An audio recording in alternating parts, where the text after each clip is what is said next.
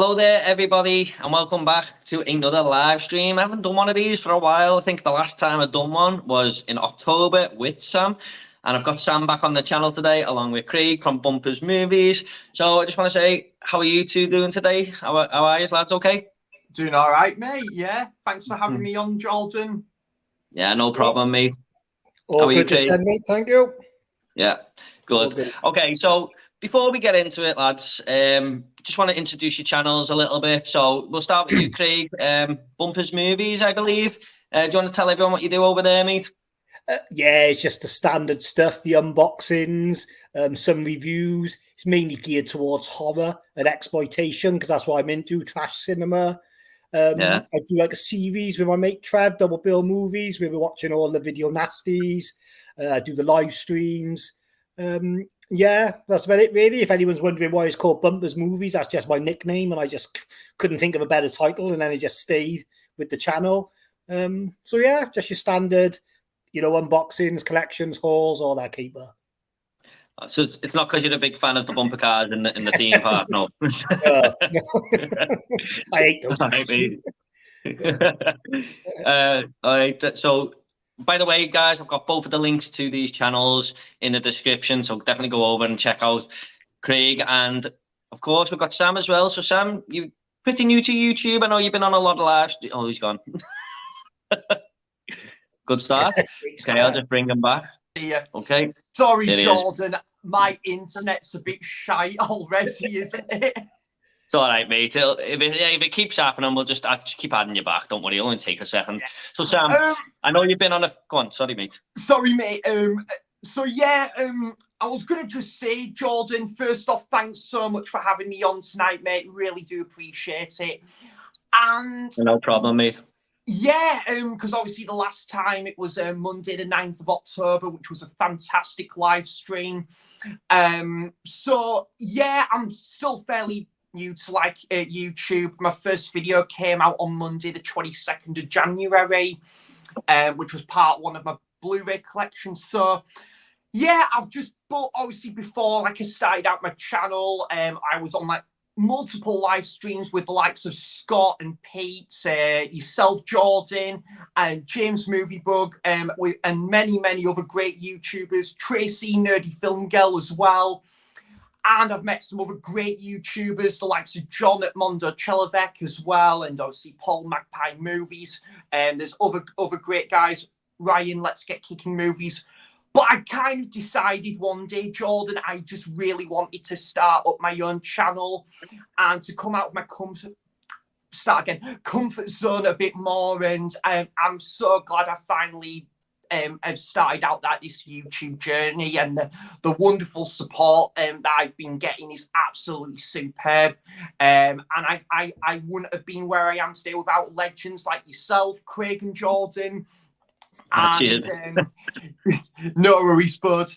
And yeah, so it just a bit back to my content now.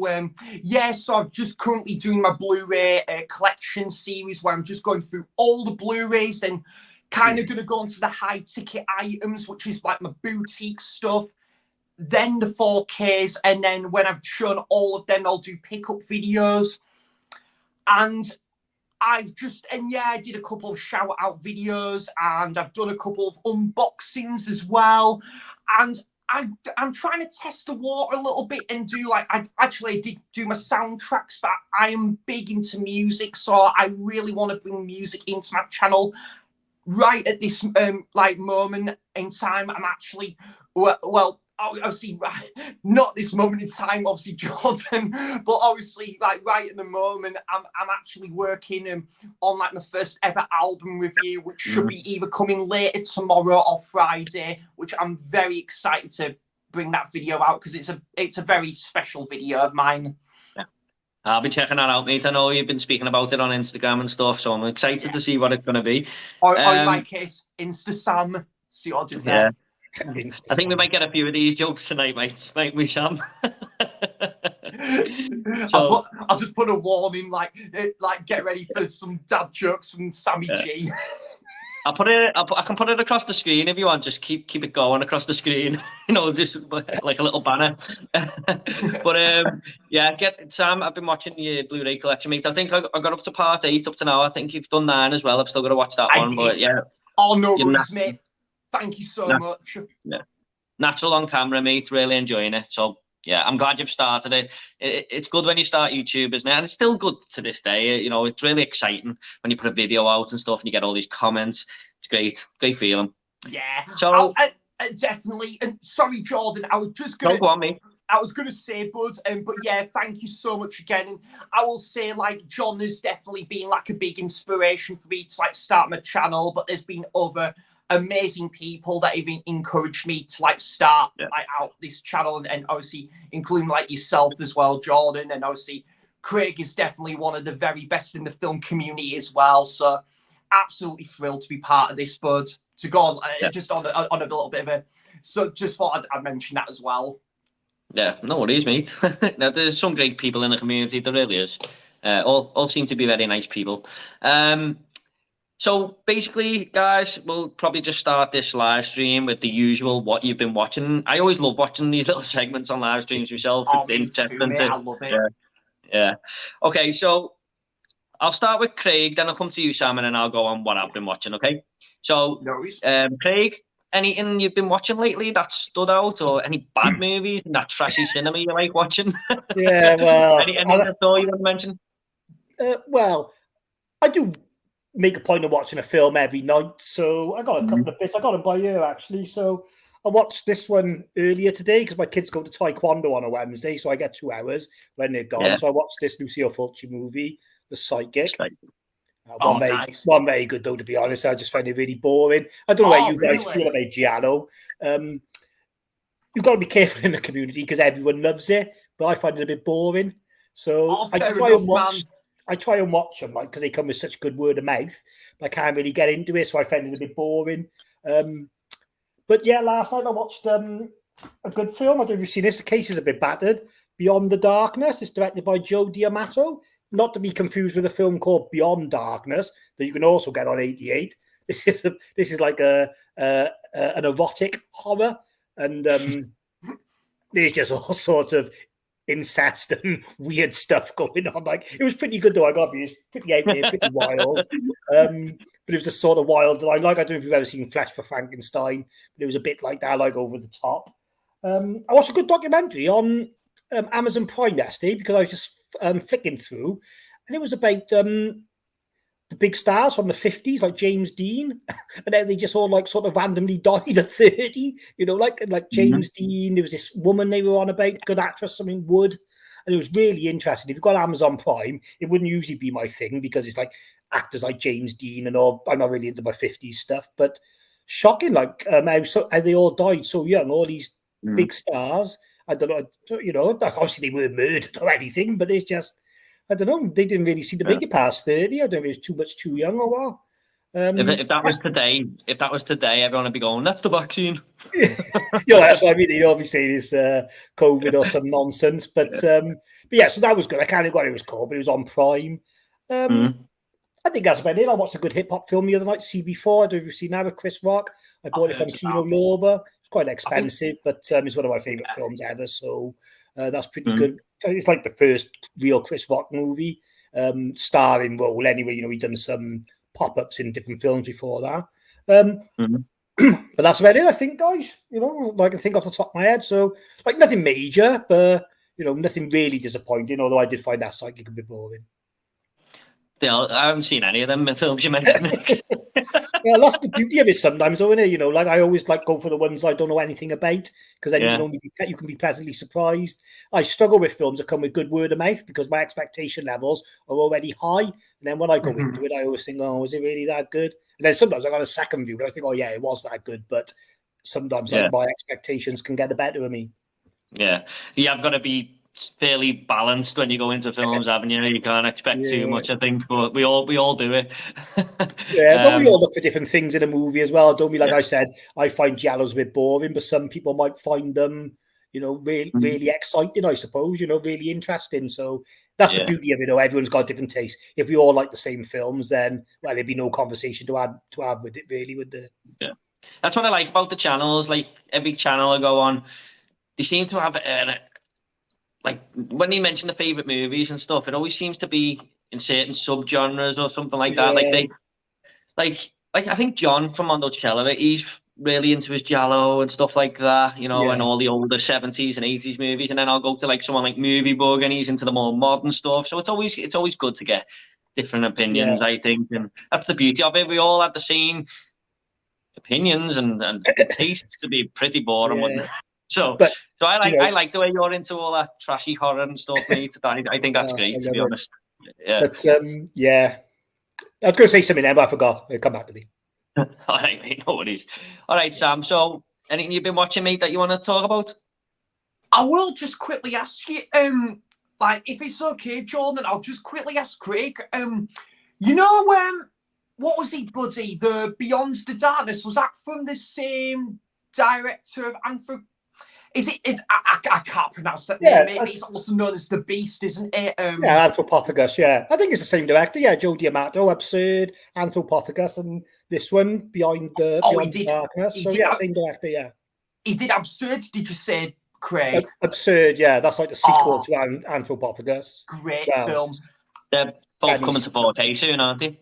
Yeah. They're both coming to 4K, That's part of the reason why I'm going through my 88 Blu-rays now, because if I upgrade them to 4K, I'll shift these ones on eBay. So that's why I watch them now, see if I like it enough to buy it on 4K, which that one I did. So when that one comes out on 4K, I'll shift this one on then on eBay for like £6 or £7. So I've always wanted to check out on Anthropophagus, because I heard there's a scene where he eats a fetus or something. I've always wanted to check, not because of that, but you know, I've heard it's like it's a video nasty and stuff. So I'm going to grab both of them. They're both good. I prefer Absurd. I do not many people do mine because it feels more like a 80s slasher film. It's a bit like Halloween. Absurd. It's like, you know, it's really good. He's a big 7-foot guy with a knife, like just stalking his family in his house. Puts the babysitter in the oven. That's pretty good. I like it. Absurd. It was really good. Anthropophagus is good as well, but you know, that one's just going all out for the gore. Absurd's got a bit more tension and, you know, whatever else in it. So. And do you know what as well, Craig? There's some great music to that film, isn't there? Absurd, and it's a pretty like nitty gritty sort of final act as well. They are pretty. I love the soundtracks on them, the scores. Although it might sound like it's just some guy randomly pushing piano keys as loud as he can. It suits the movies. Like I do like the scores on the Italian films. It's one of my favorite parts about them. Like. But I haven't actually seen The Beast though, which I kind of made the mistake there. I should have watched The Beast apparently like before Absurd, because I have seen Absurd, but just not The Beast. But I will go and watch that like at some point, because I kindly got that gifted when Nige upgraded it to, like with the slip cover. He gave me like obviously like his old copy. So I was really grateful for that. And Absurd, I really enjoyed it. I would recommend. Have you seen it, Jordan? Absurd. Yeah. No, I want to check it out though. I'm trying to get up on my video nasties a bit. I've only seen about 20 of them. From most of I've seen more than that, but I mean from section 1, is it? Where there's like I'm just talking about that. I've seen Dawn of the Dead and everything, but isn't that like section 3? I think so. I don't know them. You know, off my top of my head, but it is on there somewhere. You may as well just wait for the 4Ks now. You may as well watch them in the best quality you can get them. That's the thing with movies in it. So, I mean, just from section 1, I think I've seen about 20 titles. The Burning's one of them, I believe. That's section 1. You would have seen Zombie Flesh Eaters as well, probably. Yeah. Fight for Your Life, I think that's a really good one. Yeah, Fight for Your Life. I've not seen that one. I need Last to check House on the Left, and I Spit on Your Grave. Yeah. Seen all them. Evil Dead. Evil Dead. The House by the Cemetery, Lucille Fulci. I don't know if you've seen that one. I need to check that out. Yeah, and The House on the Edge of the Park with David Haas. Yeah, I watched that for the first time last year. I thought, you know what? Sorry, Sam, we will come to you in a second. No, I'm enjoying this bit. Carry on. Yeah, House by the Edge of the Park. I thought this is just really, really silly. Like not silly, but it's just going for shock factor. And then by the end, I thought, oh, actually, there's a little bit of a story there going by the last couple of scenes, and it actually, wrapped the movie up quite well. I thought. Yeah, no, it's tidy. I enjoy it. One of the first ever home invasion movies as well, so it's always good to see where they sort of get their ideas from in the modern times. Mm-hmm. All right, Sam, just before we come to you dead quick, there's just a few people saying hi, and then we'll come to you, okay, mate? So mate. Yeah. Okay, so we've got Mike from Did You See That? Hello, Mike. Hi, guys. Hello, hope you're all doing Mike. well. We've got Andy from Forgotten World of Movies. Evening, chaps. hello, Hope you guys are doing well. Cheers, Andy. Hope you're all right, mate. Great channel, of course, and Mike as well. Tom 180. All right, Tom. Hope you're all right, mate. Thanks for coming along once again. He's always here on the live streams when I do them, Tom. Cy Robson, evening. Hello, all right, Cy. Hope you're okay, mate. The View with Drew. Hey, everyone. What's up? Hello, cheers, mate. Thanks for coming along. Always see him on my streams as well, so thanks a lot, mate. Twilight Limits. Hello. And Twilight Limits has wrote a few other things, but we'll just get to that in a minute. Twilight Limits, because we're just going to go with Sam's watch, then I'll get to all your comments, okay? So I was just going through the ones where people said hello, really. Okay, so Sam, anything you've been watching lately, mate, that you want to speak about? Sure, Jordan. I watched, and do correct me, Craig, because I think it is, I just finished watching this today. I think it is a Section 3 video nasty. I thought this was a good, solid slasher, this one, by the way, mate, based on true events. The Toolbox Murders I watched today. Yeah, it's a good film, Toolbox, but excuse me a minute. You're right, mate. The cider went down the wrong way, that's all. That's why I don't drink it very often. Yeah, it's a good film, Toolbox Murders. There was some really brutal scenes in that, especially, not going to spoil it for you, Jordan, but at the start, where it's this like woman's house, and then you've got this record player like that's playing in the background, and then like things just escalate from there, and that bathroom scene sequence, I was like, holy shit. You know, like shit just went down in that sequence as well. I've seen the remake years ago. Yeah, There's a remake. I've not seen the remake, no. It's hard to get the remake. It's directed by Toby Hooper. Yeah, and it's got Sherry Moon Zombie in it, though. Angela Bettis is in it as well. So I really liked it, Jordan. I probably did. I would even say I actually did prefer it to Nightmares in a Damaged Brain, which I thought was still a good, solid slasher. That's a Section 1 video nasty. John did an unboxing of it. Craig got the free disc 7 edition, and I got the 2-disc version, which I did an unboxing for. But yeah, I did like this film, and I've got to say the music to that, Craig, you'll agree, was fantastic, wasn't it? Yeah, the scores are always amazing. Like I said, are you on about Nightmare in a Damaged Brain now, or no, sorry, mate. The music to that was good. Toolbox Murders, yeah.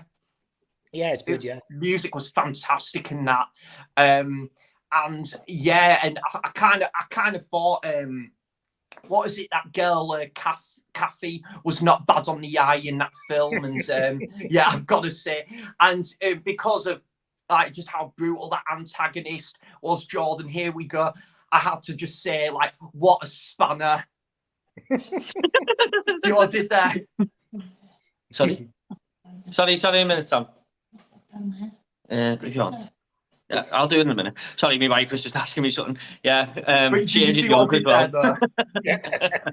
Yeah, but I was gonna say he was absolutely horrible in that film, and it was I was thinking if it was actually based off like, you're right there, Jordan. Yeah, I was just getting the comments, mate. Sorry. Oh, no worries, mate. I was going to say it's like based on like true events. I thought it was, and then yeah, it did like show what happens afterwards at like the end. But yeah, the guy with the blonde hair in it, Craig, he actually did remind me of a young Mark Hamill from Star Wars. Yeah, fair enough. I can't picture him at the moment. It's been a while since I've seen that film. I own it on the 88 slasher range, but it's been a minute since I've seen it. I got to be like Jordan. I've seen the remake more recently than I see now. And yeah, I was a bit surprised with that twist towards the end as well, with it like one of the main characters. So yeah, I would recommend with that original version, Jordan. I think it's from 1976, isn't it, Craig? Because it's a low budget 70s horror. If you would put a gun to my head, I would have thought it was early 80s. But like, I'm not going to argue with you, because if you've looked into it recently and you say 76, then I'd have no reason to say it wasn't. But I'm surprised. I thought it was a bit later than that. Yeah, it's. But I think John likes that one as well. So yeah, pretty. Yeah, that was a pretty good slasher. And then what else did I watch, mate? What did I go to cinema recently?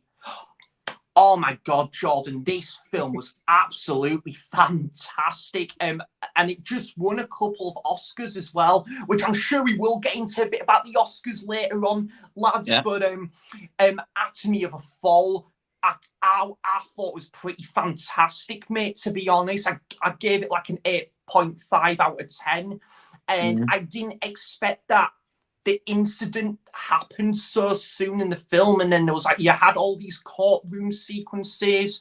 Like obviously they were doing like they're like sort of the obviously one of the characters was sort of like kind of like he was just like memorizing or like some of like the events and where he was and what he thought he heard.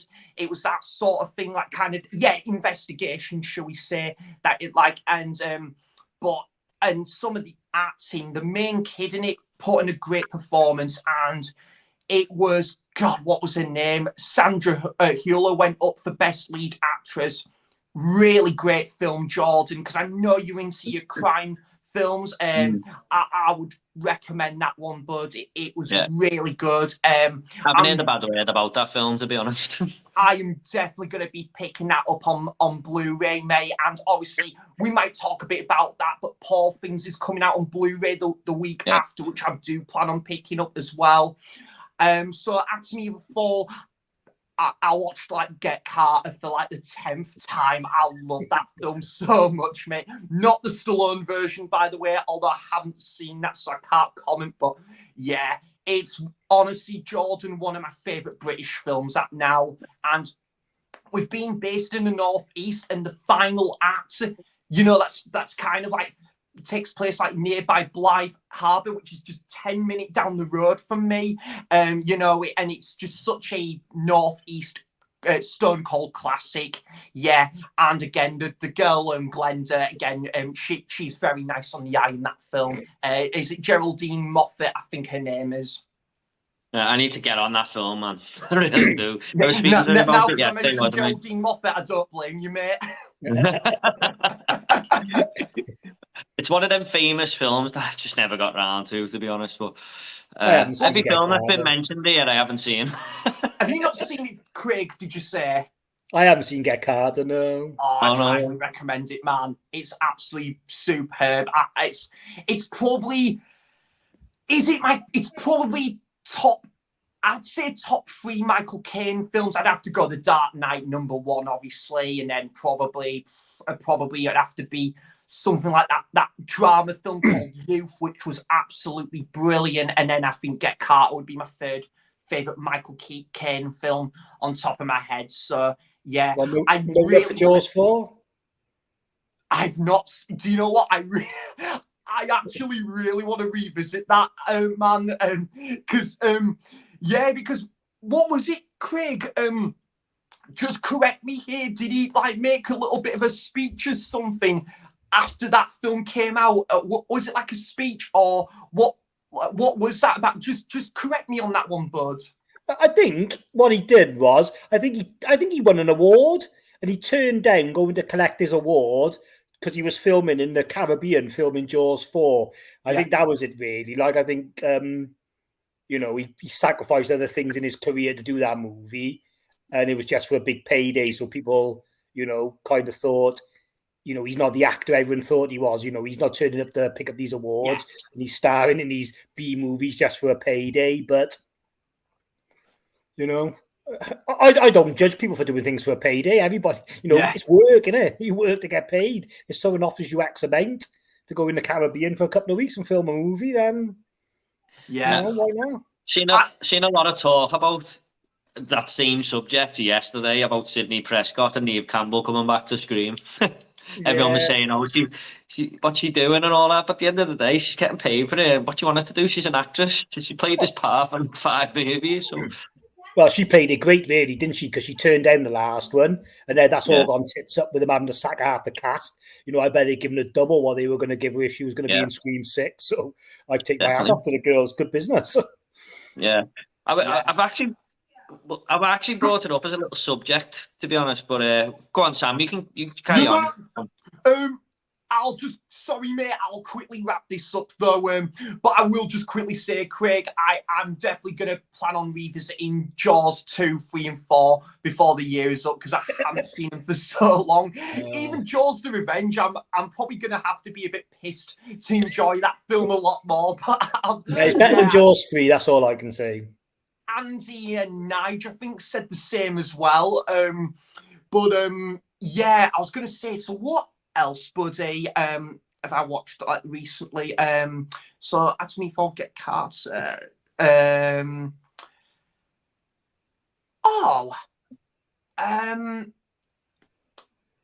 you know what, Jordan? Because I haven't seen it for so long, and the Blu-ray transfer is utterly brilliant. And by the way, I've been going back and revisiting Captain Scarlet. Do you know what? The Blu-ray transfer to that is stunning. Yeah, I've never actually watched that show, to be honest. Yeah. I do love things like that, like practical effects and that, and like it's like that Jerry Anderson stuff. So, and mate, I've just remembered what I watched. I watched Wonder Woman 1984, which I thought was the best superhero film ever. No, I didn't really. Oh man, I did not like that movie at all. I didn't even. Jordan, I did not like that film at all.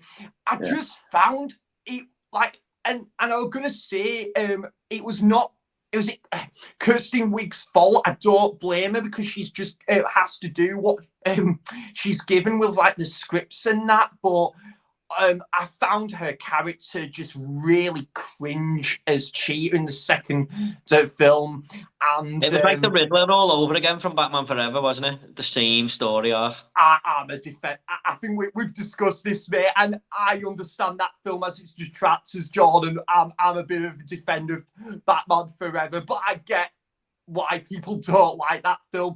I don't think it's a good film, Jordan, but I think it's just what I would call a fun popcorn flick, but it doesn't go without its problems, mate, definitely. And I think, could we agree we would both much rather watch that than Wonder Woman 1984? I think we could, couldn't we? I don't know. All it is, Batman Forever for me, right? It's just the overplayed score. Like, it's happening every other scene, and it really just brings on me. Yeah, but to be honest, I probably would watch Batman Forever over Wonder Woman 84 just because I'm a Batman fan. So yeah, I'll agree with you on that. Fair enough. As I say, Jordan, I don't think Batman Forever is a good film, but I think I just take it for just like a cheesy, campy, fun popcorn flick, and it's kind of paying homage to 60s Batman. I have a ball with it, just with like kind of how, like hilariously sort of bad it can be, but especially the scene with like where Robin is just he tries to swing off like that landing, and then the way he just falls like into the Batcave, and then he looks up at Alfred, and then Alfred gives him a grin, and then he looks up and Robin's like, "Hi." Yeah, it's not a patch on Batman and Batman Returns, really, is it? Let's be honest. Not. And the Batman or the Dark Knight trilogy, absolutely not, mate. Wonder Woman 1984, no, not for me at all, mate. I found it kind of had a couple plot holes and just, I found it just a little bit of a missed opportunity, mate. It was a good idea of the whole Make-A-Wish concept. I wish that film was better. There you go. That was my wish with that film. But definitely a one-time watch for me, Jordan. But hopefully the DC can get back on track with obviously James Gunn rebooting it. Definitely. Yeah, I think he's got it in his locker to do that. But we'll see. Superman Returns, is it? Is it? It's just called Superman film. Yeah, the first one's going to be Superman, but I forgot the title. What was it, Craig? I thought it was just going to be called Superman. I didn't know if it was going to have a tagline, but I could be wrong. I don't know. It might have had a tagline, but I think they might have changed it to just Superman. I could be wrong. Yeah, I think that's right. They've gone a different route with it now, but I don't know if they've got a new name for it. I'm not sure. I hope when he goes dark and lives up to the name Dark Comics, which is what DC obviously stands for. So I'm hoping he stays around that dark. Like make the movies like 15, 12A at least all the time and stuff. I think that DC has got to be that, to be honest, in my opinion. But definitely. But that's it, Jordan. That's some of my watches from the last week. Okay. Well, we'll get into the comments quickly in a minute, everyone. But I'll just go over a couple of things I've been watching this month. So I went to see Dune Part 2. I wasn't a massive fan of Dune, but the first time I watched it, I rewatched it just before Dune 2, and I thought, see, this is really, really good. Really enjoyed it. Went to see Dune Part 2, and it was fantastic. Like, one of the best movies to come out in the past 5 or 10 years. Just a brilliant movie. Lived up to the hype. That's one I did go into, Craig, with a little bit of expectation because of what I'd heard, and it did live up to it. Good news. Good news. Yeah. I've also watched Lisa Frankenstein. Wasn't bad. Just a decent little horror comedy. It was Robin Williams' daughter, Zelda Williams. That was her directional debut. Okay. It was fine. Yeah, Catherine Newton. I always like seeing her in films. I think she's got a good screen presence, and she plays a fun character in this. It's a quirky Tim Burton-esque movie, really. And then we've got a couple of franchises I've been watching because I'm reviewing them over on my other channel. So one of them, well, I'm not reviewing this one just yet. I'm going to be reviewing this a bit later in the year, but I've started watching the Friday the 13th films because I've watched Halloween, Child's Play, Nightmare on Elm Street loads of times, but I haven't watched Friday the 13th since the VHS days, really. So I'm going through them all now, and they're sort of like first time watches for me. And I got up to Friday the 13th 4, so I've watched the first 4 of them. I'm having a lot of fun with them, to be honest. They're just the easiest films in the world to watch. You guys are a fan of this franchise?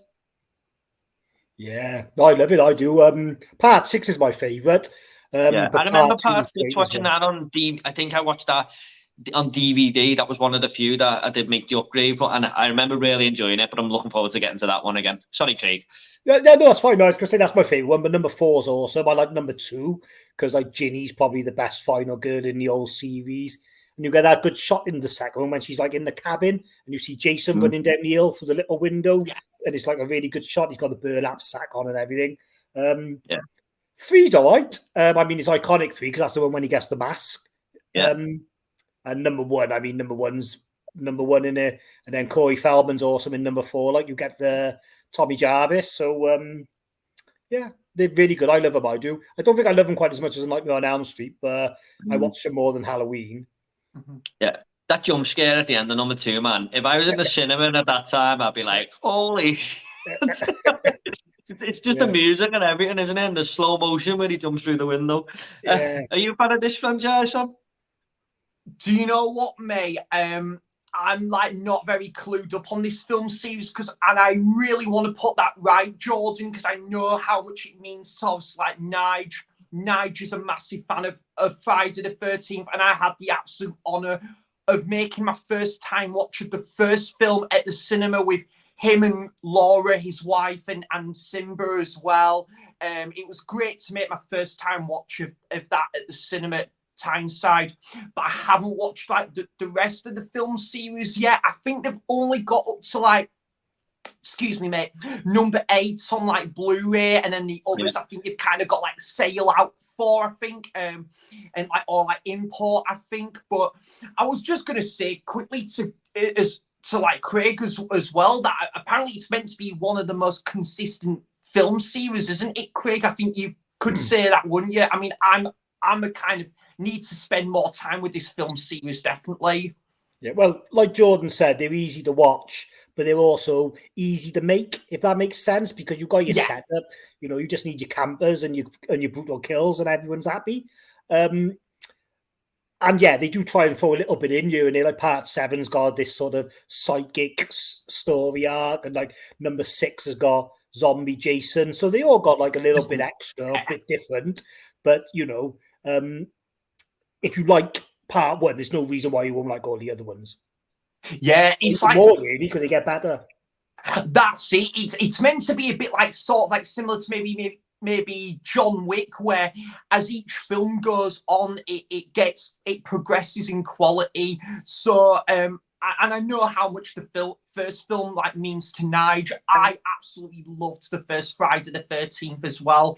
So I am very excited to get on the rest of that film series. Probably nearer towards like kind of like my horror binge in October, but I want to check out the rest of the Elm Street film series, Jordan, because I've saw the first 3, really enjoyed all 3, especially the third one, which like yourself is probably, and maybe yourself as well, Craig, like Dream Warriors is probably my favorite one out of the first 3 I've seen.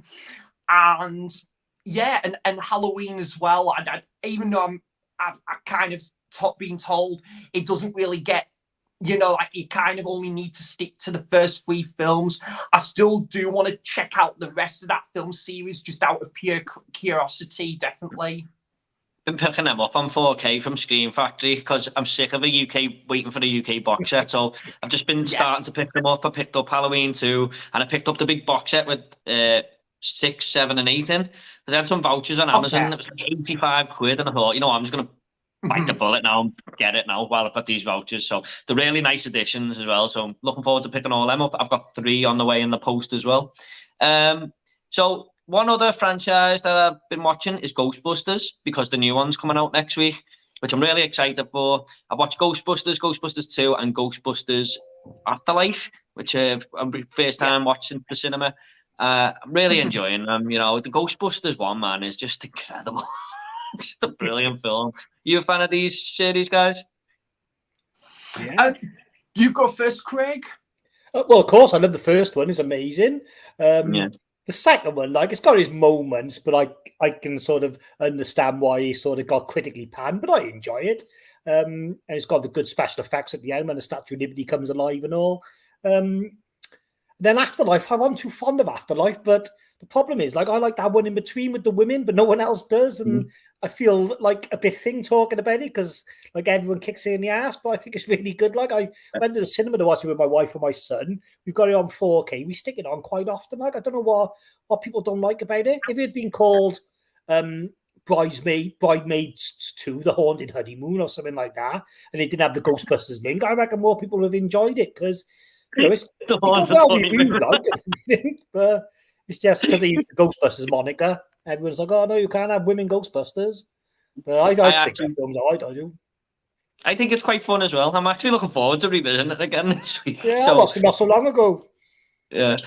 What I will say about part 2, I loved part 2. I used to like it better than the first one, but on this rewatch, I noticed that it just does the same thing as the first one. Like, the story arcs of the first one are great. They become saviors of New York, the celebrities, and then they're just back to square one again, and it's even back to square one with Dana and Venkman's romance. And it just frustrated me a little bit on rewatch, but it's still a very, very fun film. There's still great moments, and it's probably a little bit creepier than the first one with Janusz as the nanny kidnapper and, you know, Vigo the painting and stuff. Yeah. What are your thoughts? Go on, sorry, Craig. No, I was going to say I agree with you. I used to love the second one when I was younger. But when you watch it with an older head, you see the cracks, don't you? That's the only thing. Yeah. Yeah. What about you, Sam? We will get into the comments, everyone, in a second. We are coming. I haven't seen the first film for absolute donkey years, Jordan, but I absolutely loved it. I can't remember too much about part 2, but although I do want to still want to go back and revisit Ghostbusters 2 because it does have its fans. And I will check out Afterlife and then Frozen Empire. I might not check out like these like in like Time for Frozen Empire, but it's definitely a film series I want to go back and check out, because I know the likes of Kali Neo9 and Jamie Powell are massive fans of this film series, and apparently, because I remember Jamie showcased it, I think in his his recent shop log video, when it was like I think it was like the animation series, which was meant to be really good, I think from way back when or something. So yeah, I definitely will have to get back onto the film series. And actually, when I was in New York 2 months ago, Jordan, we went to like it was like a bus tour when they go around like filming locations, and one of them was actually the Ghostbusters firehouse, and I actually got like a selfie by there, so that was really cool. I just wish I had like, what was it, the outfit or the gear to go with it, and then if I had it like that suit, like by obviously by the firehouse, and that would have made like for a good little like selfie there, definitely. But it was great to still visit it though, nonetheless. It's not actually a Starbucks now, is it? Because in Ghostbusters Afterlife, Ray says it's a Starbucks now, and I thought, was that a nod to real life? What it is actually now? I don't think so, mate, because when I was there, it was kind of like just like an old building, and then you had like the Ghostbusters like symbol on there as well. And like that's kind of what's springing to mind. I can't remember if there was like a Starbucks nearby. I mean, it wouldn't surprise me, because obviously New York would be full of them. But yeah, you probably just said it for the film, basically. Probably they might have done it, but yeah. So yeah, I'm gonna quickly ask you, actually, Jordan. I'm going a little bit off topic here. Have you seen the film Be Kind, Rewind? No, I've heard of it though. Is Jack Black in that? It is. It's actually not a bad movie, isn't it, Craig? Have you seen that? A long time ago, yeah. Jack Black and Most Def, I think his name is. He's like an American rapper, but he does the odd film. Yeah, it was kind of like, because all the video that they've got like a video store, and Danny Glover's like character goes away for like business, I think, and they have to like run the video shop, and then all the videos as so happen because I think obviously like Jack Black's character gets like an electric shock, and then it kind of like then it kind of alters all the videotapes, and then tapes. And then they've all then they start remaking the films themselves, don't they? That's it, bud. So they've got to remake all the films themselves in time for any customers renting out the VHS tapes, and one of them was Ghostbusters, and I thought they did a pretty decent job, considering, you know, like it was just on like a, you know, like what it was like on like one of the guys like video camera and that. So yeah, I would recommend that one, Jordan. I thought it was a very solid film, and kind of an original idea as well. Yeah, it was always in Poundland years ago, and I never picked it up. Probably should have now. Okay, well, the last movie that I was going to mention that I picked, that I watched is The Omen, because I'm going to start watching that series as well. The new Omen's coming out soon, and I have watched the first three before, and I've just picked up the remake, which I've never seen, so I'm looking forward to getting to that one. And I have never seen 4, but I've heard it's terrible. But I do like the first 3 Omen films. I think they're pretty great, to be honest. One of the stronger trilogies. But yeah, I enjoyed visiting the first one again. So, should we just get into a few comments, guys? Yeah, definitely. Yeah. Okay. So we've got Twilight Limits here saying, I watched a few sci-fi films from the 50s last week. Nice. They are B movies or have poor reception. Yeah. I've seen a few, to be honest. Is the one called Them? That's number 1 on the HMV Premium. I've got that one, mate. Yeah. I'm trying to think of some more now off the top of my head, but I like that era of the 50s. I haven't seen too many movies from there.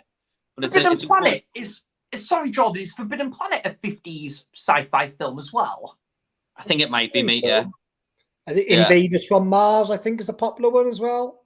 Is the original Thing as well? Oh, yeah. On the Blob, I think, as well. Film. Yeah. I watched that not long ago for the first time. Wasn't bad. I can't think of... It's hard, isn't it? When off the top of your head when you're on a live stream. But yeah, it's a golden era, the 50s, I think. From the movies I see, you feel like you're watching a real classic, don't you, when you go to that era? Bad Day at Black Rock, it's not a sci-fi. Was a big one. Sorry? War of the Worlds was a big one in the 50s as well. Yeah. Yeah. Yeah. Yeah. I like them. I do 50 sci-fi movies. They're good. Yeah. And you just put a thumbs up because I said we'll get to the comments in a minute. So cheers, Twilight Limits, for that. Cy Robson says, I watched The Boys from Brazil the other day. Wow, Gregory Peck is so good at being evil in it. I've never seen this one. I bet you would just get a load of films here that I haven't seen because it happens every time I do a live stream. Have you guys seen this? I haven't. I'm familiar with the title, but no, I haven't seen it, no. Yeah. I'm going to say, Jordan, if it's got Gregory Peck in it, then yeah, it's definitely one I'm planning on watching. I'd like to read the book of To Kill a Mockingbird before watching the film, because that's Gregory Peck as well. And that's meant to be an absolutely brilliant film, I've heard. It is, mate. It is. It's a really good film. Yeah. I think that's 50s as well, if I'm not mistaken. I think it's just... I think it's just bang on 1960. I think that film came out, I believe, yeah. But yeah, I thought it was probably originally. I thought it was maybe late 50s, but I think it's just bang on, 1960. But I'd definitely love to check that out. He's in The Omen as well, isn't he? He is. He's so good in that. Yeah, he's a great actor. Oh, yeah. From what I've seen him. What did you think about the movie Tropic Thunder? I've only seen it once. I thought it was quite funny, but it's like my memory is quite fuzzy on it. But I just remember Tom Cruise screaming down the mic. It is that film, isn't it? I'm pretty sure. I've not seen it, mate. Yeah, it's fun enough. What about you, Bumper? Have you seen this? Yeah, I've seen it. Yeah, I just can't stop laughing at Ben Stiller. Like, he gets drafted into the army, doesn't he? But he's like a famous actor. And he does that one film, like, where he's a human baby. That's what he's famous for, like. And they show, like, snippets of it in between. And Robert Downey Jr., he's like a method actor. And that's it, isn't it? They're all actors, and they're going to film a war film, and they end up in a war, don't they? And Robert Downey Jr. is like a method actor. He injects bloody tattoo ink into every pigment of his skin to make him black. Yeah, I love it. I love it when he goes, man, I look like Rambo and Rambo, not Rambo 1, Rambo 2. It's hilarious, but it's been a long time since I've seen it. It's out on 4K, that is now. It's on Shake Factory or Kino Lorber, but expensive, man, to buy it. Yeah, I watched it when it first come out. It's a bit fuzzy on me, that film, but I remember enjoying it. Yeah. Tom says, anyone seen The Outfit from 2022? Really good stuff set in one location with other stuff going on the outside on Netflix. I really want to check this film out. I've heard nothing but great things. It just looks like I think he makes suits for the gang, for the mafia or something, doesn't he? Mm-hmm. He's like a tailor. Have you guys seen this? I haven't, Jordan, but kind of with what you just said, I definitely want to check it out. And that the actor's name has escaped me, but he is a fantastic actor. You know, he was like he's in Bones and all, isn't he? Mark something. Yeah, and Bridge with Spies, is it, or something with Tom Hanks? He was in that as well. Such a I'll just get his name up now. Yeah, no, Roosebud. Yeah, but I bet not more. Chris Stuckman actually put it on his top 10 films of 2022, and I thought, I haven't heard of this one. Sounds interesting. I think he had it like 7th or something, and he made it sound really good. So, Mark Rylance. Oh, Mark Rylance, yeah. He's a British actor, I think, is he? Yeah. I think so, yeah. I can't think what else that guy has been in recently as well. He was in Bones and all. Yeah, I've not seen that one, but I've heard that was actually quite a really good film, that, to be fair. Yeah. Something different. Yeah, it's good Bones and all. A little bit slow moving in some bits, but I don't mind that. Look. He's like he sounds like Andy from Forgotten World, the movie. He said he sounds like Herb and the Pervert from Family Guy, doesn't he? The way he talks in this with the little whistle on the end of everything he says. It's a good film. Yeah. Okay, so Chuck and Spidey, who is your favorite horror protagonist out of a few horror movie franchises? Oh, I kind of know my answer straight away for this. Go on, Sam, you go first. Well, the first one that's kind of like, it's definitely, because it's my number one favorite horror film series, and I need to get onto season 3 of the TV show. I know what he's going to say. Oh yeah, you definitely know what I'm going to say here, Jordan. But Ash Williams, Bruce Campbell, all the way, definitely. You know, the king of one-liners, and just, you know, like, he's just such a badass of a character. I mean, I really liked him in the first Evil Dead film, Jordan, but that guy would just go into like inroads for just being an absolute badass, top-notch like protagonist. You know, just an absolute like horror icon. And it really helps when you've got such a quality horror film series to accompany that. And I need to get back onto season 3 of Ash versus Evil Dead. So yeah, I'm gonna definitely have to go with Ash Williams. Although I will say as well, it won't class as like a franchise of film series because it's just one film. But I thought Wendy in The Shining was really cool as well, to be fair. So yeah, those are definitely a couple of my answers there, Jordan. Yeah, great picks there, mate. Definitely. What about you, Craig? Both.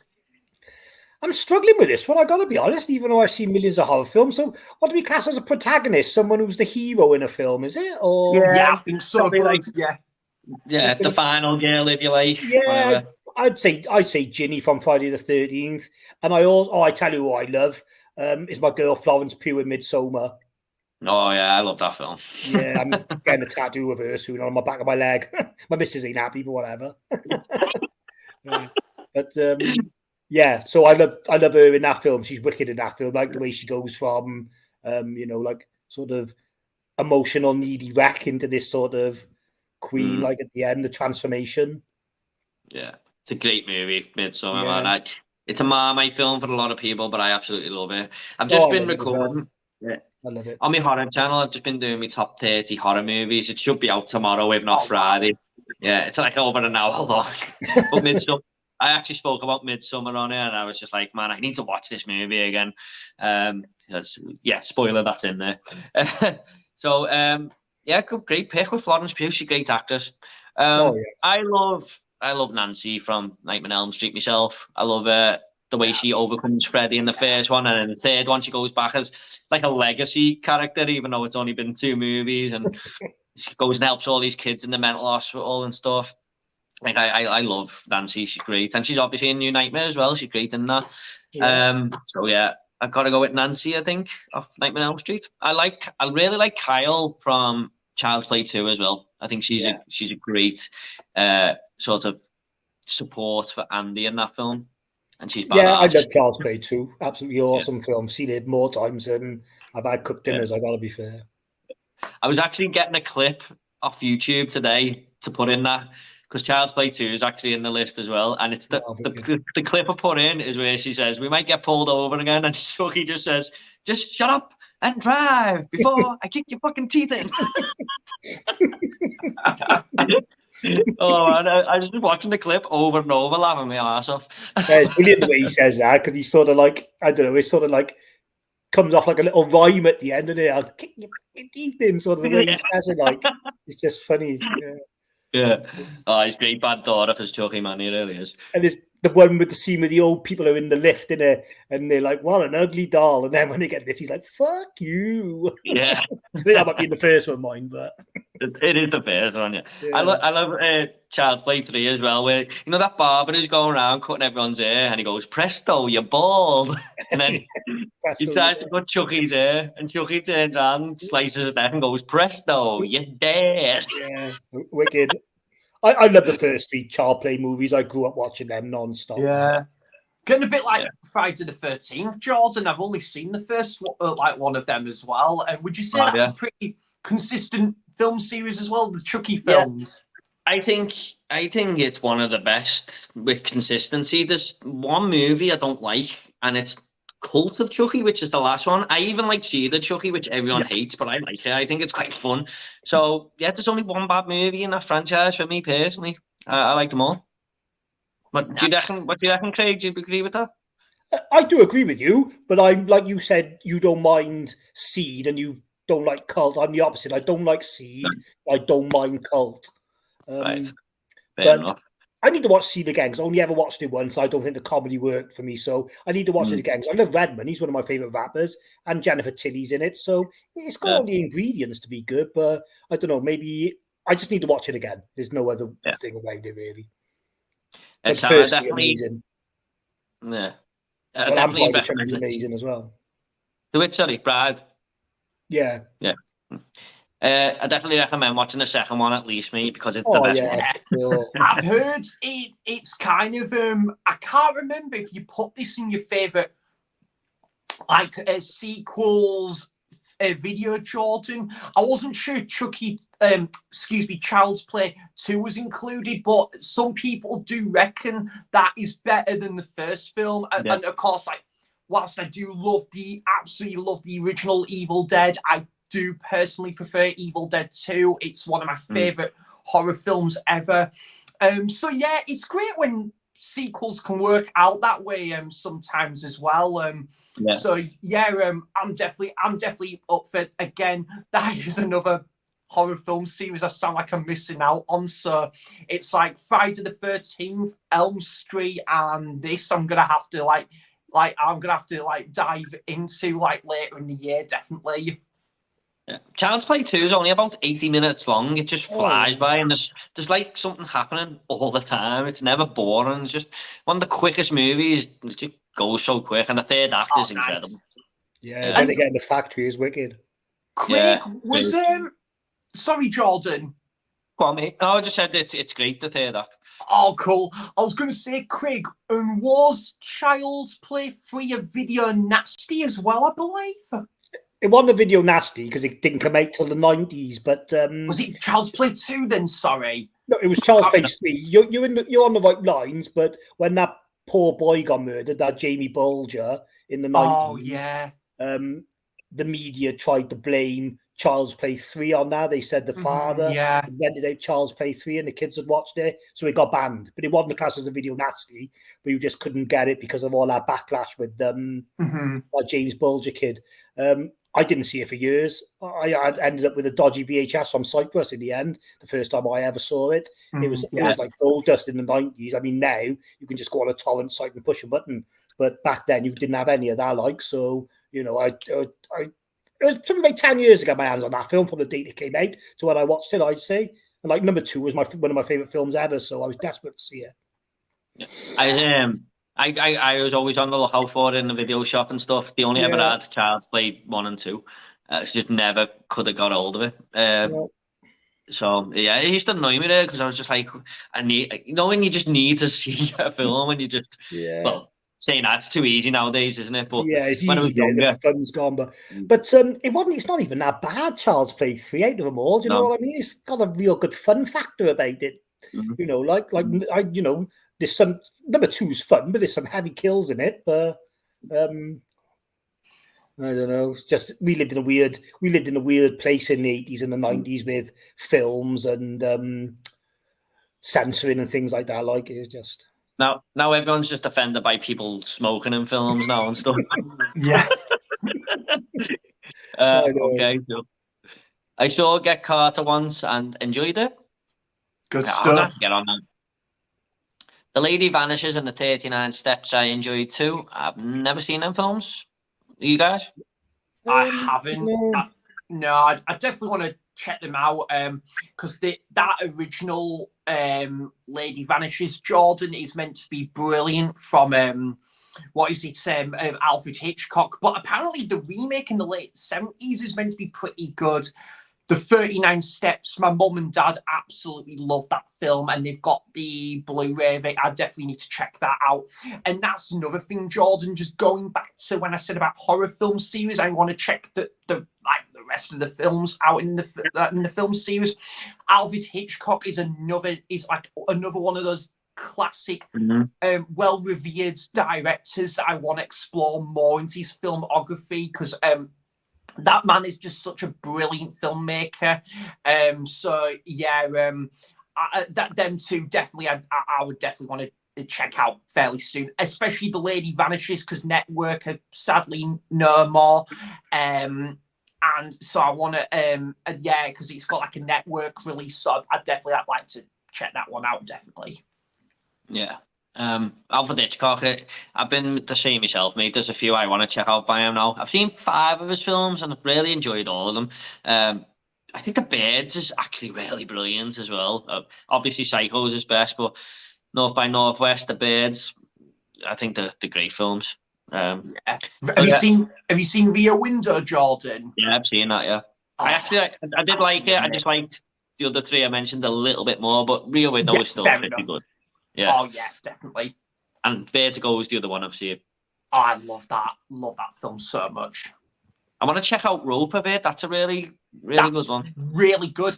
It's set in like one location throughout the film. Jimmy Stewart's in it as well, Jordan. It's kind of like when I put the poster of that, like posted like sort of like on my Facebook, I kind of like sometimes I like to just find the posters and then just put it in like of what I'm currently watching.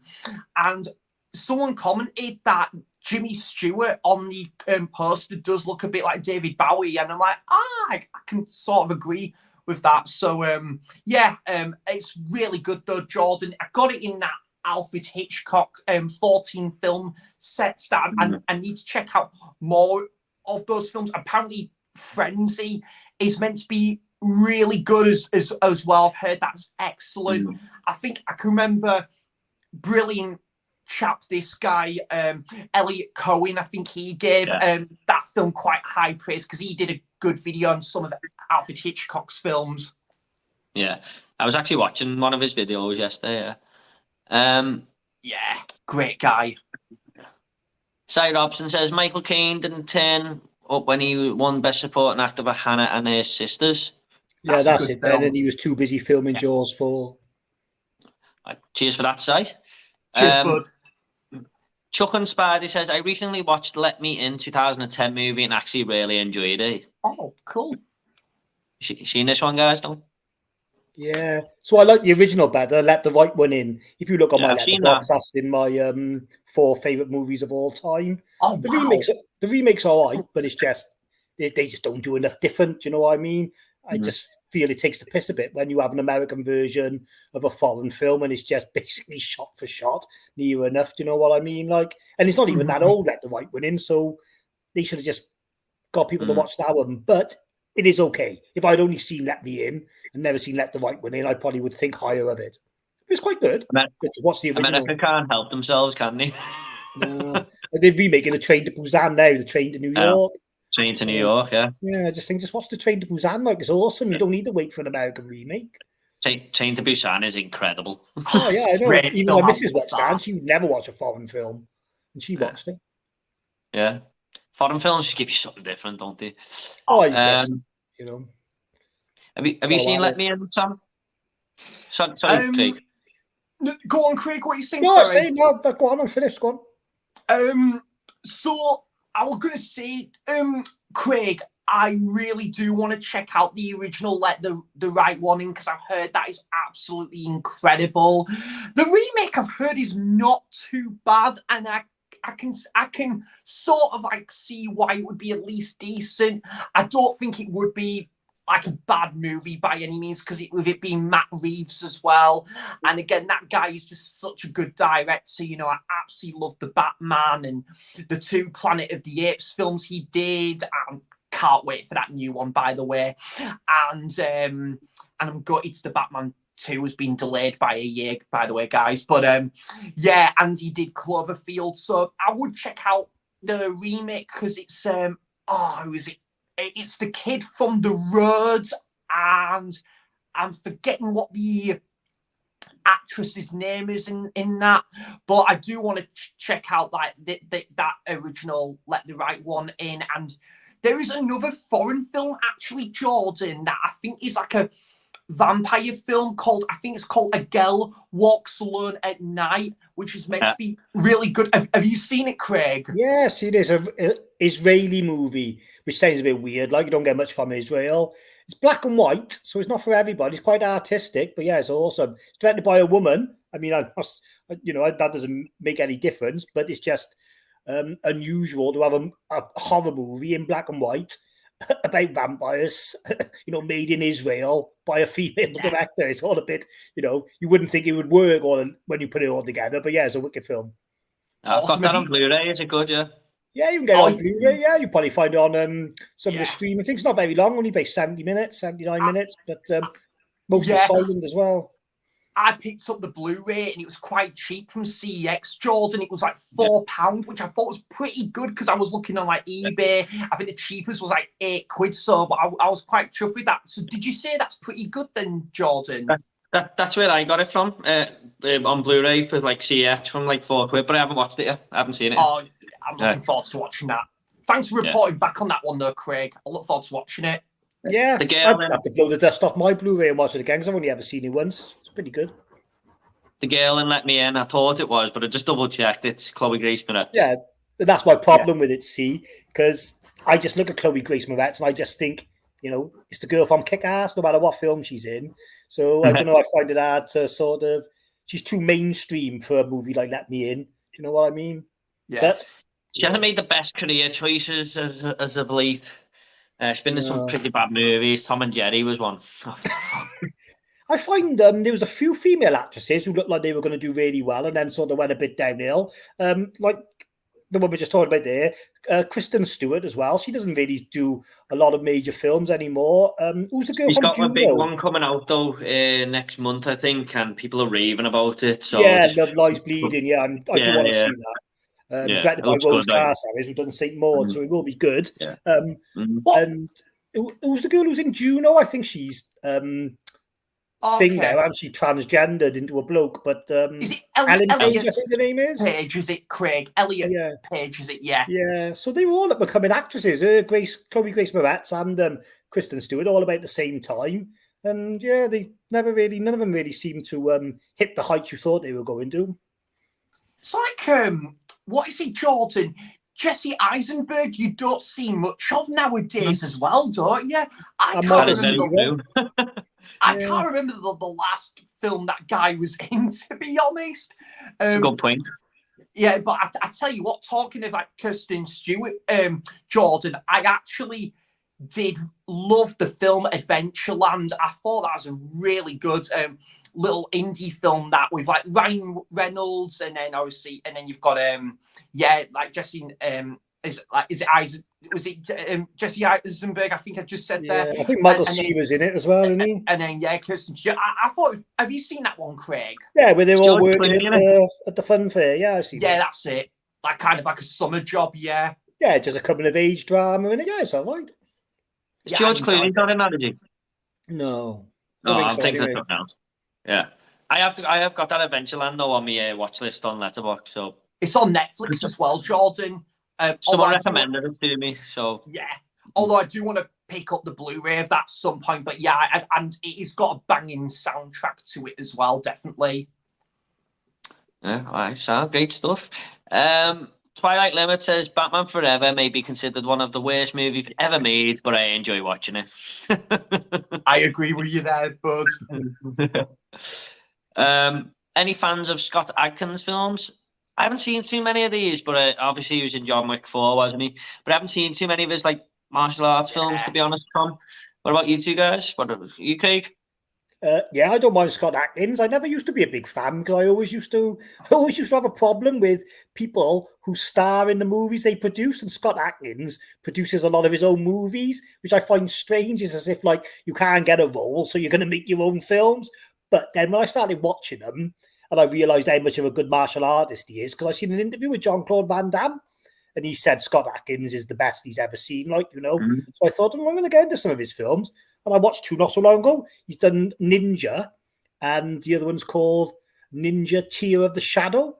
And yeah, they were pretty good, mind. They're not that old. They're about 10 years old. He's like an American guy living in Japan or whatever, and he's training to be a ninja. And you've got this one guy who's training to be a ninja as well, but he's not American. He's like from the Philippines or whatever, and he don't like the fact that this guy's American and coming in, and it's just like one of those sort of movies. And then the second one, Tear of the Shadow, it's got a guy in it called Kusagi, and his dad is Sho Kusagi, and he done like all the Wicked Ninja films in the 80s. So if you're into him, like Scott Adkins, he does mix in the circle with all the other martial artists from around the world, really. So he's like more well thought of than I thought. Like you said, he's in John Wick 4. You wouldn't even recognise him in that until he starts doing the moves in that fat suit, right? But he's good, Scott Adkins. He's worth chasing up some of his films. Universal Soldier, Day of Reckoning, I think it's called. Awesome film. Is that Universal Soldier 4, that one? Yeah, I think it might be number 4. Yeah, brutal. Yeah. Fair dues. Leon from Leon Talks Films, a big fan of that film, to be honest. He said it's really underrated. Yeah, it is. Honestly, it is. Yeah. You seen any, Sam? The only one I've seen is John Wick 4, mate. I thought he was really good in that, and then I just that was, and actually I think you knew this already, Jordan, but that made it to my number 1 favorite film of last year. I absolutely loved it. So yeah, I was gonna say if there was like a relative that would be sat like next to him, you're gonna say, hey, you can look at my next of Adkin. Next of Adkin. What's in there? Yeah, I do get it, Sam. Yeah. Yeah. Yeah. That was the best one of the night, I think. Was it? Oh, you're welcome. I'm surprised Scott Adkins haven't been called up to one of the Expendable movies, or maybe he has. I don't know much past the second one, but not seen any of them, Craig. I've heard the fourth one of that was shocking, wasn't it? Oh, I couldn't get the motivation up to watch it, mate. I got to be honest, but I'm surprised Scott Adkins wouldn't have been in it by now. That's all. Sorry, one sec, guys. Just checking something. No, I was just checking it.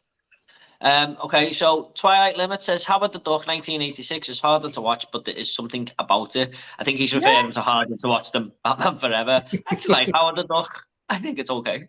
Yeah, it's a prime example there with the Duck, like we were saying earlier about I can't think which film it was, like Ghostbusters 2. They're wicked when you're a kid because you watch films for a different reason, but then I suppose if you watch it now, this day and age, you might not find it so great. But there's a bit at the start where he's like getting sucked down into Earth, and he goes through like this building, and there's like a naked duck having a bath, and she's got like these duck boobs. It's so funny, like. I love that guy who's in it. Like, I don't like him. He's an arsehole in most movies, but I just like seeing him in films. The guy who plays Ed Rooney and Ferris Bueller. Yeah, the sweaty guy, the tall, sweaty guy. Yeah, I know who you mean. Yeah, he's good. He's good as Ferris Bueller. Fair play. But, yeah. Not bad, Howard the Duck. I got it on that 101 Films label. Have you seen it, Sam? That guy he's in Sleepy Hollow, isn't he, that guy as well? Yeah, I watched that for the first time about 3 weeks ago, Sleepy Hollow. I got the 4K because Keith from Euphoria Pictures was going on about that and how great the transfer was, but I'd always wanted to watch it anyway, and when they brought the 4K out, I got it. It wasn't bad, not bad. Yeah, it was good on 4K though. Yeah, Howard's the Duck. I've not seen Jordan, but I do want to check it out. I know Tracy at Nerdy Film Girl, I think she quite likes that film. And I think, as say, Jamie Batman Smith, I think really likes that film as well. So it's kind of getting a little bit of a cult following. And I think it's got obviously that association with Marvel as well. I definitely would like to check it out if it's on the next 101 deal or 2 for £15. On the 101 label, Jordan, I'm really surprised 101 Dalmatians wasn't on there. See what? I'm gonna have to stop with all these. You'll be on this soon. 101 puns. Yeah. That's the best one of the night. That's the best one of the night, man. Fuck it. They have tried to bring Howard the Duck into the MCU, haven't they? He's had a couple of little cameos in movies, but I just think it's hard to build up film around a talking duck. He's in post-credit scene a couple of times, and I think he was in Avengers Endgame for 1 second. Yeah. Did he make cool, but... Sorry, Craig. Did he make a cameo in Guardians 2. Yeah, didn't I think he? it's in I one can of the remember. Guardians. My Marvel knowledge is not great, but I just know I've seen him once or twice. I think it was in Guardians, yeah. Don't quote me on this, but I'm pretty sure that was the first Marvel film, Howard the Duck. I think. Is it 19? Oh yeah, 1986. It says, yeah. I think it was. I mean, when I watched it, I'm sure I heard like a fact about that when I was looking about the film and stuff, but I could be wrong. Is the Punisher Marvel or DC? Because you had the Punisher I think it's movie Marvel, with the Dolph Punisher. Lundgren, but I don't know when that was out compared to Howard the Duck. So yeah, it could well be have been the first one, Howard the Duck, either that or Punisher. No, I really thought I knew where the Punisher was, and oh yeah, it's Marvel, isn't it? Because it went to Netflix. It is Marvel, yeah. Yeah. But it came out in the 80s, didn't it, with Dolph Lundgren? But yeah, you had to wait till Blade then in the 90s, then really. Yeah, Blade, man, I love that film. Oh, yeah. I've never seen it. Oh, come on. Great, Sam. I need to check it out. You can't experience that film properly unless you see it in the cinema, mind. I don't know how you're going to see it in the cinema now, but that opening scene on a big screen, oh my God. Sorry, Jordan, were they meant to be bringing out a new Blade film, were there? Yeah, I think that was in the works, wasn't it? It's going into a bit of production hell, isn't it? But I think they announced something not long ago that they're going to start filming soon or something. Something like that. So. Something on Twitter where it's made a bit of progress anyway. So, and it's going to be R-rated, I believe. So, I believe so. I second guess myself on these live streams, but I'm 90% certain that's what I heard. So, yeah.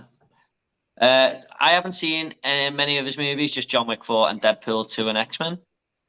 I think he's on about Scott Adkins there. I think so, yeah. I'm not sure he was in X-Men. Well, I haven't really only seen Deadpool 2 once, so. Yeah, I can't remember him in either, to be honest, but I might be wrong. Yeah. Eastwood for Life fan. Oh, hello, Carlos. Yeah, you're right, mate. Thanks for coming along. The guy, he's always on Dan's stream, isn't he? And they've got a big Easter one coming up with Scott and Andy. Yeah, looking forward to watching that. Yeah, thanks for coming along, Carlos. Hi, guys. Actually started revisiting them today with the Scream Factory set. Was that which one, Carlos? We were talking about a few franchises. Probably Halloween was if you said about having the Scream Factory Halloween ones. I think it is that, yeah, because obviously they got them all on there. Yeah. I like Halloween franchise, to be honest. There's only really 2 that I really disliked out of the 13 something films. So yeah, I think it's pretty consistent. I mean, it goes in so many weird directions, especially in part 6. Part 6, man. But yeah, I think it's a pretty strong franchise. You're a fan of Halloween, Bumper, aren't you? I'm a fan. Just when I was growing up as a kid, I was more Freddy and Jason. But as I got older, I really gravitated to Hellraiser and Halloween. Like, I find Halloween probably the most rewatchable of them all. I think maybe sometimes you forget by 4 and 5. Like, they get a bit murky in your head, so you rewatch them more than the other ones because you sort of, I don't know, maybe you don't pay them full attention when you watch them. But I find I watch 4 and 5 more than 1 and 2 because I just sort of, I don't know, really, just... You know, because you know the older ones at the back of your hand, don't you? So you revisit the sequels more. Well, I do anyway. I think I must have the hottest Halloween franchise take, but Rob Zombie's Halloween 2 is in like my top 3 Halloween films. I love it. Yeah, no, I love H2 as well, but it's difficult. It's a difficult film to stick up for. I've gone into so many arguments on social media over it, like over the years. But yeah, I love H2. It'd be in my top 3 as well, probably.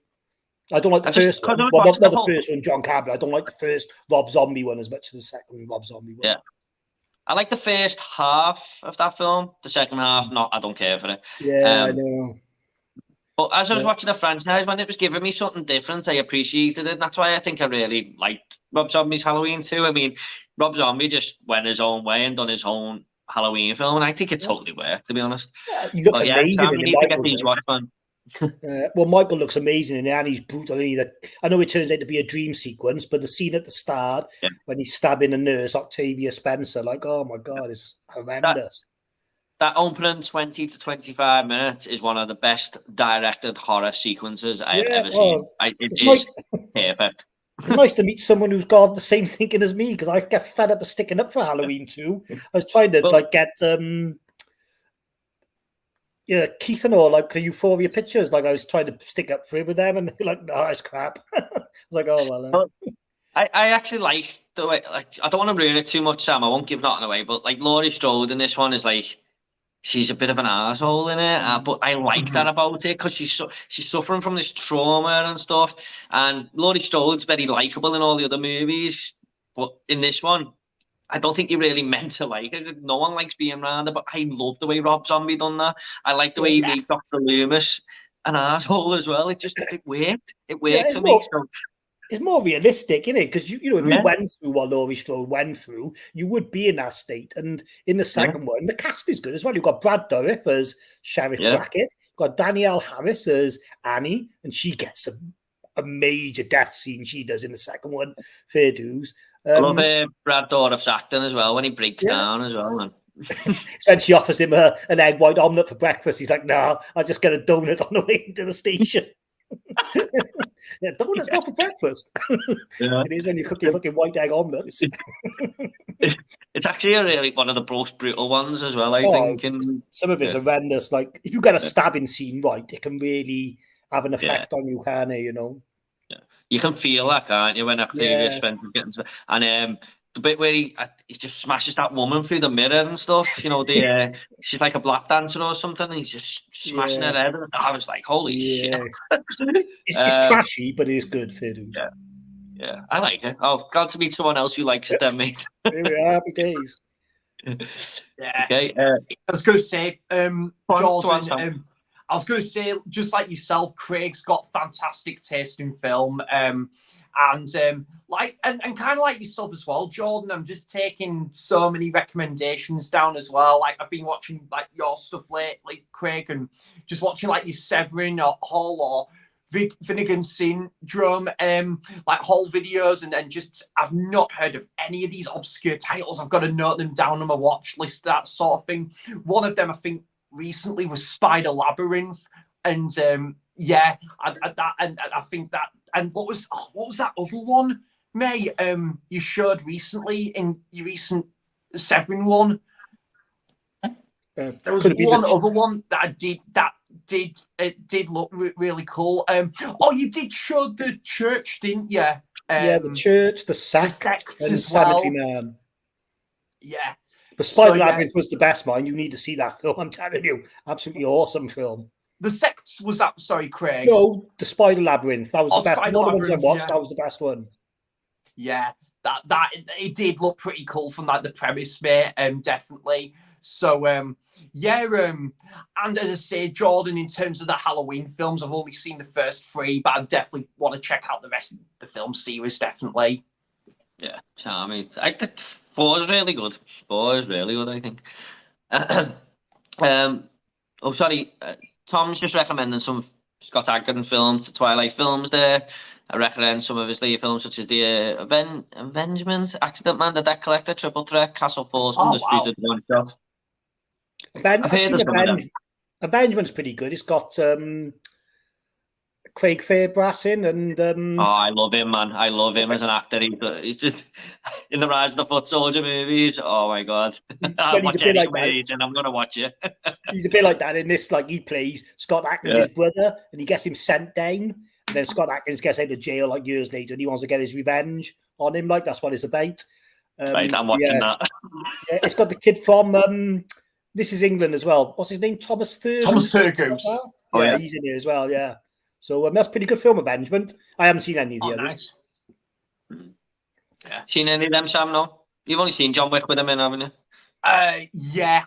Not seen any of them, mate. But as I say, I need to also slightly going a bit off topic here, Jordan, but because I know Nige absolutely loves this film as well, but I need to check out Rise of the Foot Soldier. That is a brilliant British film there. Right.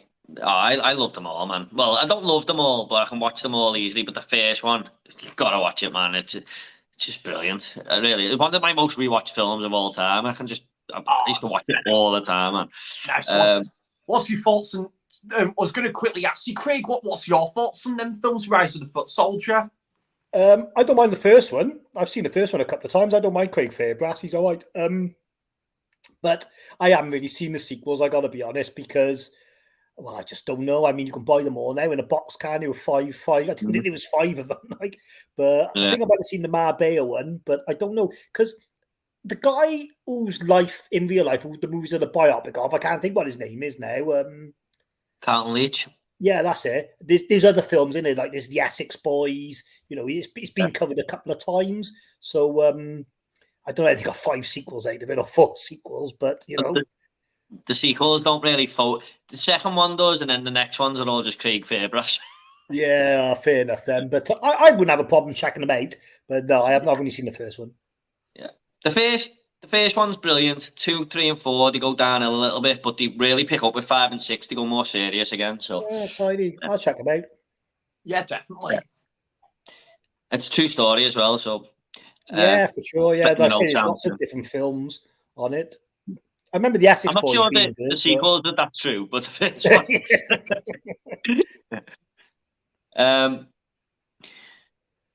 I love it when he asks these questions, Jordan. Carlos. Right. I'm going to look like, you might as well take my horror card now because there's a good few here I haven't seen. I've preferred horror movies to Harlem vs. Wolfen. So you guys got an answer on that one? I would probably go with The Howling because it's got oh god, what's her name? I want to shoot him for not being able to think of her name off the top of my head. It's got the blonde woman in anyway, not Barbara Crampton, the other one. Dee Wallace, is it? Dee Wallace, she plays E.T.'s mother. Well, not E.T.'s mother, the mother in E.T. Yeah, so I like The Howling. Wolfen, God, you might have to refresh my memory on Wolfen, I got to be honest. I don't know if I've seen it or not. Is that I'm sure that's on the premium collection label, yeah. I can picture the cover, but I don't know if I'm getting it confused with the Jack Nicholson and Michelle Pfeiffer film, but that's Wolf, I think, mate. Is it the indicator label, that one? I think it is. is. You can get it on indicator, yeah. But just quickly then, I picked The Howling because I'm not too familiar with Wolfen. I much prefer Near Dark over John Carpenter's Vampires. Maniac versus New York Ripper. That's a tough call because New York Ripper is directed by Lucio Fulci, who's one of my favorite directors. But Maniac stars Joe Spinell, who's one of my favorite actors. So I don't know. I think Maniac is probably slightly better. Mate. Duel versus the Car. I don't know. I've only seen Duel once. I didn't think it was very good. I thought it was too long. I thought it was only a 45-minute short there, not an hour and a half film. The Car. So I'm not sure on the last two. I take it on even, I suppose. What about you, Sam? You seen any of these ones? I was gonna say, bud, I can't really I can't really say which ones I kind of like I would prefer over because I haven't because the ones that sort of like are picked in like that mini debate there, I'd say there's only one film I've seen of a couple but I've seen that The Howling and it wasn't like a comedy film, so it didn't have me howling. You saw it there, Jordan. It wasn't a very good joke, that one, to be fair. We're as good as your last 2 jokes. Yeah, I agree with you, bud. But nonetheless, though, Jordan, that is a pretty good little werewolf film, that one, bud. I think you would like that one. It got like a 4K release from Studio Canal, I think. Did you get that one, Bumper? Of which film we are right now? The Howling. Yeah, I got the 4K Studio Canal release of that film. Yeah. Yeah, how's the transfer on it, bud? Well, I mean, I haven't got anything to compare it to because I never had any older releases, but yeah, it looks fine.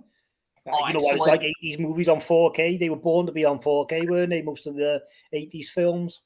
Yeah, definitely. And I haven't seen Near Dark. That is a film I definitely want to check out.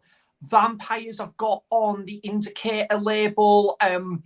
I do want to give that film a chance, actually, because it is getting a little bit of a cult status, which is really nice to see, actually. I think John quite likes that film, actually. It's got a sequel as well. And it's uber violent. If you like violence, I mean, the bad guy in John Carpenter's Vampires, the evil guy, oh my God, you haven't seen anyone like him before. He's terrifying. Oh, really? James Woods is in that. James Woods is in that one, isn't he, Craig? Oh, I'm thinking of Ghosts of Mars. Ignore me. I'm thinking of Ghosts of Mars with the bad guy in. Yeah, this is the one with James Woods in, where they're Yeah, I going think around. so. They're like a team going around catching vampires. Yeah. Sorry, I got mixed up there. But yeah, it's okay. Vampires, I got that one as well. Yeah. Yeah, I'm going to say if I was in it, I'd be Sampire. There we go. Vampire. I just Yeah. googled that wolf, and he's got 77% on the rating, so it must be decent. Oh wow, that's awesome. So yeah, and I was going to say, Jordan, I haven't seen the New York Ripper. Really want to check that out because I know Jason Brett and Nige absolutely loves that film. I have seen Maniac. Brilliant, really good. The soundtrack was awesome to that. A very chilling final 5 minutes of the film. It's got a very grimy look to it and some brutal kills in there because obviously it's I can't remember, is it a section 2 or section 3 video nasty? John would correct me on that one. But Keith got an absolutely amazing edition of that, Jordan. His unboxing of that was absolutely superb, and he got his absolute money's worth with that sets there devoted to like that and the remake, which I can't remember if the remake was meant to be decent with Daniel Radcliffe. Have you seen the remake, Craig? Yeah, it's not Daniel Radcliffe, it's Elijah Wood, but yeah, it's awesome. Fair dues. Yeah. It's produced by Alex Ajar, the French director who done High Tension and Crawl and things, and it's directed by a guy called Frank Calhoun. So it's got good people behind it. So it's not as good as the original, but it's more messed up probably. Elijah Wood's wicked in it, fair dues. Oh yeah, Elijah Wood. Sorry, mate. Yeah, I definitely wouldn't mind checking that one out. And yeah, it's good. Definitely, I want to check out kind of on the same. It's kind of the same director, Jordan. What's the guy's name? Is it William Lustig? Bill Lustig, yeah. Yeah, who did Vigilante, which I watched for the first time last year. Fantastic revenge film. I watched that a few weeks ago. Did you like it, Jordan? It was all right. It was okay. I think I had so many great things about it, and I've done that famous thing of going in expecting too much, but I thought the bad guy was horrible. You know, he just didn't care that he killed that kid, did he? Yeah. I got a few issues with Vigilante. I don't like it too much. It's Robert what's his name? Robert Forster, is it? Yeah. Forster. And yeah. Like he's meant to think that his family's just being brutally slain, like, and he hasn't got a bit of emotion on his face in the entire film. But I'll tell you a quick story about New York Ripper, absolutely hilarious. I was watching a Video Nasty documentary the other night, and there's a woman on there. She was talking about when they used to have to censor the films. And she said, "Oh, the New York Ripper, that was the worst we ever seen. There was 5 of us in the cinema, 4 of us were weeping." I was just laughing my ass off. Like, the censors were hilarious. Like, you've got this 50-year-old woman watching New York Ripper. Like, she said, "Oh, me and my friends were crying." Have you seen the movie Censor? Have you seen that? Yeah, I've seen Censor. Yeah, it's good. Yeah. So she was a thingo, isn't it? And she works for the British Board of Film Classification, and she cuts out movies and, you know, says if there should be released or not. And I just wanted her to die straight away. Yeah. Well, mate, if you Google James Furman, that's a man you will want to die straight away, because he used to work for the BBC with the classifications, and because he was a bit of a film director himself, he used to take people's works that they were sending. He cut the movie himself, cut and edit the movie himself, like no permission off the director. So it's got to be illegal, huh? Yeah, and when they come out then in the UK, the Video Nasties, they were his edits, really. Like, terrible.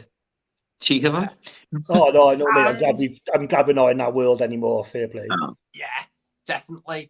And just quickly to wrap this up, Jordan, I haven't seen Joel or the cast, so I definitely want to check out New York Ripper and New York Ripper, I definitely want to check out, and Near Dark, definitely.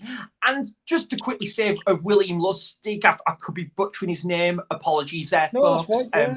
But I was going to just quickly say as well, Craig, I do want to check out. I think Jordan has seen this as well. Maniac Cop, and then we've got Bruce Campbell in there as well. Yeah, the second one's awesome. Of Maniac Cop 2. Number 1's good as well, but don't get me wrong, but I love the second one. Yeah, it's the 4K transfers good to that. Then, they're amazing. Yeah, Oh, Bill apparently they're Lustig. brilliant. Bill Lustig, the guy who directs the movies, he owns Blue Underground, so he does his own 4K transfers of his own movies. Oh yeah, they look phenomenal. Are these Blue Blue ones too. Undergrounds? Are these Blue Undergrounds all region free? 4Ks are region free, yeah. Yeah, 4Ks, yeah. Because Yeah. now I've bought, like, sort of took a leap with these Halloween 4Ks. I never used to buy region free, but now I'm sick of waiting, and there's so many Blue Underground ones I want to get. So I'm just gonna start getting them, to be honest. And Maniac Cop 1 to 3 is a movie trilogy I would like. I watched the third one years ago on VHS, but I haven't seen the second one yet. Oh, the second one's amazing. I got that on Blue Underground from 4K. It's the only one of the Maniac Cops I got because it's so expensive to buy.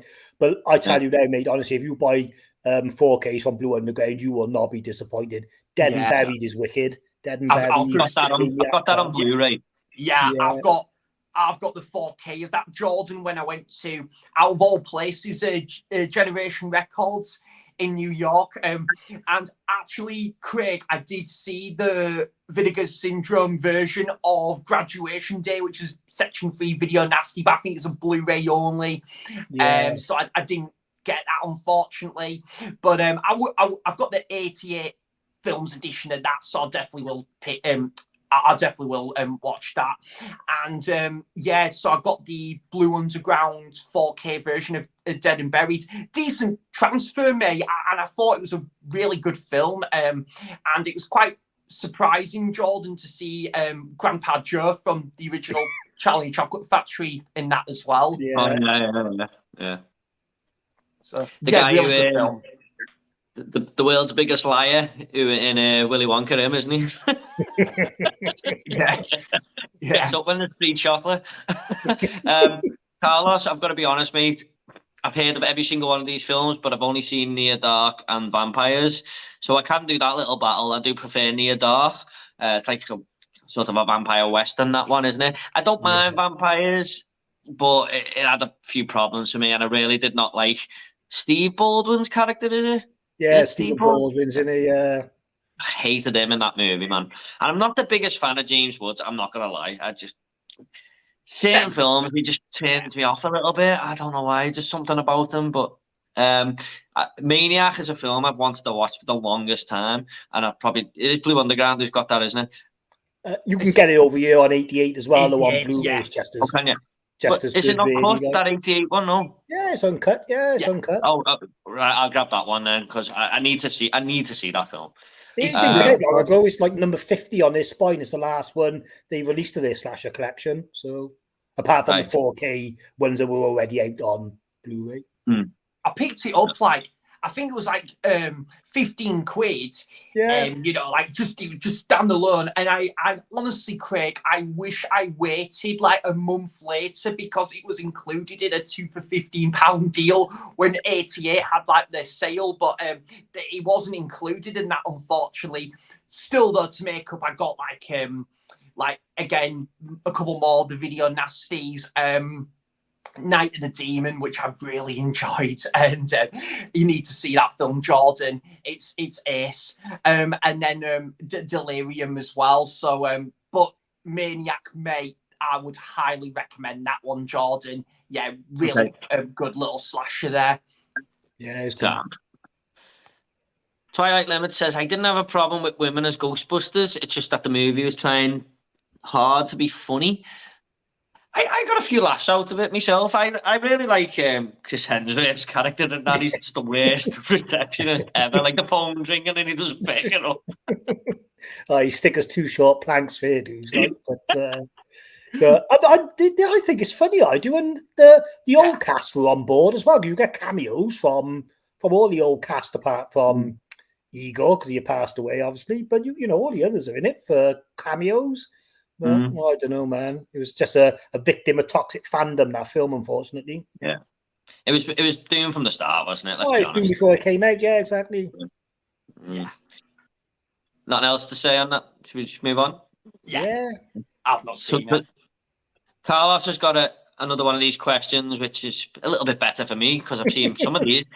Right, so I haven't seen The Entity or The Changeling, although The Changeling is a very famous horror movie that I should have watched by now, with George C. Scott in, I believe. Yeah. Unless he's talking about I don't think he's talking about the Angelina Jolie movies, That's which is quite a good film, amazing, by the way. Yeah, it is. It is. The Burning vs Sleepaway Camp. I'm gonna have to go with the Burning there. I do like Sleepaway Camp. It's terrible, but it's really fun to watch. But the Burning, man, I just love it. I love that raft scene. One of the best slasher kills ever. Eaten Alive versus Alligator. Now, I have seen Eaten Alive. I actually reviewed it over on my horror channel. Not a big fan of it, but it was okay. I've not seen Alligator, and they've just brought that out on 101, haven't they, in 4K? Alligator and Alligator 2. I'm looking on grabbing that, to be honest. And the second one's only a Blu-ray, mind. Oh, is it? So just be careful how much you pay for it. No, it's fine, but, don't pay, like, the price of 2 4Ks, Yeah. It's £40, I think, isn't it? I might just wait for the little drop It'll come down a bit. You've got to be careful with them 101s, though. Sometimes they do go out of print, but some of them stay in print for a while, so it depends what the film is. Oh, I know. I missed out on the Ghost Watch. I know you can get it on a standard, but I missed the limited edition. That was gutted. Yeah. But still. An Evil Dead original versus the remake. I'm going to go with the remake. I actually ranked the Evil Dead movies on my horror channel. I put the first one last, but I don't dislike it. I think I like them all. It was just very fine margins, but the remake was actually number one. I think that's an awesome remake, and that's how you do them. Yeah. I like the way we're following the protagonist in that one. She's not perfect. She's like a drug addict, and she's trying to go cold turkey, and she's got a lot of problems within her life. I like the way she's not this goody two-shoes girl, and the blood and gore is just amazing in it. It actually rains blood at one point, for God's sake. So, I always say that about that film. By the end, it's raining blood. Can't fault it. So, what about you, Craig? What would you go with on these ones? I think the Entity is probably a bit better than the Changeling. I find the Changeling a bit boring. Burning versus Sleepaway Camp. Yeah, I'm on the Burning all day. What a film! Like you say, the raft scene, and when he chops that guy's fingers off with the scissors, with the shears and all. Eaten Alive's not great. Early Toby Hooper film, I think. I love Alligator. Alligator's amazing. I got the Scream Factory 4K rather than the new 101 films one. I'd struggle with the Evil Dead because I love the original, but I love it for its camp cheesiness and its practical effects. And the remake, because I'm a big fan of like extreme horror, that was a commercial movie that pushed the limit pushed the boundary about as far as it could, really, So yeah, just awesome. I actually went on my very first date with my wife to watch The Evil Dead, and she was only pretending to like horror movies to like, impress me. And so we went to watch The Evil Dead, and at the end, she was just like, "Oh my god, not watching anything like that again." What about you, Sam? Then, a great question, by the way, Carlos. I love these questions because he asks like these sort of like movie debate questions in Scott's streams as well. I love these. So I haven't seen The Entity. I have seen The Changeling. I thought it was decent, a little bit of a slow burn, very slow pace, but I do like it. I kind of just stick with the movie, and I think it's gradually does kind of get a bit better towards in like the second half of the film. So I do like that film and the wintry vibrancy that film like goes for. I'm getting mixed up with the film Ghost Story from 1980, which is very underrated. I think that, to be honest, Jordan, is a better film than The Changeling in my opinion, but The Changeling is pretty solid. I've not seen Sleepaway Camp. I do love The Burning. No, definitely. Just again, it was just a glorious time for like these like slasher films, and that is a really fantastic slasher. It's needing a rewatch because I've only seen it the once, and it was like nearly 2 years ago. Apparently the 4K transfer is meant to be stunning from his Shout Screen Factory. I definitely would love to get that in 4K. And I'm going to say Eaten Alive by an Alligator. No, thank you. See what I did there, Jordan? Eaten Alive by an Alligator. Well, Eaten Alive is actually people getting ate by an alligator. So I think Yeah. that's why he's compared it to alligator, of course. But That's yeah. I will say, Jordan, I definitely will pick that up in like the next Arrow label, because I didn't even know it was like a video nasty, but I know obviously the Funhouse by Toby Hooper is like a video nasty, although I think it got mixed up with one of his or another film to be like banned, but it was that one that got banned instead, the Funhouse. Yeah, so I haven't seen Ian alive. I'm going to pick it up on the next Arrow sale. Alligator I've not seen, but I'm kind of now, like you guys are talking about it and that, I do want to check it out. And I know Jamie Powell and Stuart George I think, showcased that one recently. So I'd be interested in checking it out, definitely. And I do absolutely love the remake, Jordan. I think the remake is fantastic, and I don't think it doesn't outstay its welcome in terms of like, because it's just like, it's not a complete rehash of the original. You know, it does something a bit different. It kind of it has the director's got so many like ingredients and a different. He's got like his own aesthetic. How do you pronounce that word, mate? Sorry, because that's it. Thank you, bud. And yeah, and it kind of does something different with the same story, and I just really like that. You know, different characters that are going through like different situations, and that it covers on certain like themes as well. I loved like they had like a dog character in that film as well, and holy shit, guys, the second half of the film is an absolute bloodbath indeed. But I absolutely love the remake, but I am gonna have to go with the original. I just absolutely love it, man. It's my second favorite Evil Dead film after Evil Dead 2. I just think this film series is just so self-aware of what it is. It knows what it's doing, and yeah, it is a fantastic like horror film, and would make inroads for a wonderful like horror series. Again, I just love the whole. Again, as I say, I love the whole sort of like setting, location of it, and like with the cabin, and again, I just like I say that the whole build up with that, the sort of that they had the trees as well, and then the dead knights come in, and yeah, and then you get the classic with that the video recording as well of the Book of the Dead. It's just a wonderful like horror film. And sorry, Jordan, if I rambled on a little bit there, by the way. No, I'm just listening, mate. I just felt sometimes I just get a bit carried away. Like it's just that because I just absolutely love this film, mate, and I felt like I was waffling on a little bit then. No, that's what you're here for, mate. Don't worry about it. I've got talk movies. Don't worry about it. Oh no worries, man. But no, nonetheless, Jordan, I think I'm definitely. I would have to go with the original, but I'm definitely in agreement there that the remake is absolutely superb. And I hope that gets a 4K over here as well, because and same can be said with Army of Darkness as well, because that definitely needs a 4K over here. Actually, Craig, have you got the 4Ks of any of them two, actually? Yeah, I got them both. I wouldn't have upgraded my Evil Dead remake Blu-ray, but the Scream Factory 4K is the extended version, which wasn't on my Blu-ray, so I wanted to see the the different ending. What was the other one? The remake and the original, is it?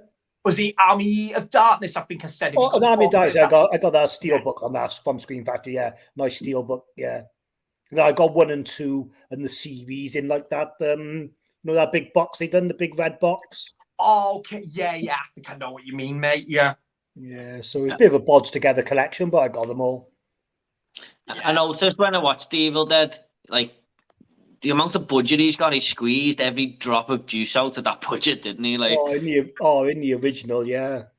Even just like simple things where he's got the overhead car shot as it going over the bridge into the car and into the woods and stuff. He's just really tried to get as much as he could out of that film, and I know why why the second one is so similar, because he's got more of a chance to do what he really wanted to do, hasn't he, with the second one? That's why it's kind of like a remake sort of movie. Yeah. So he done brilliant with the budget he had.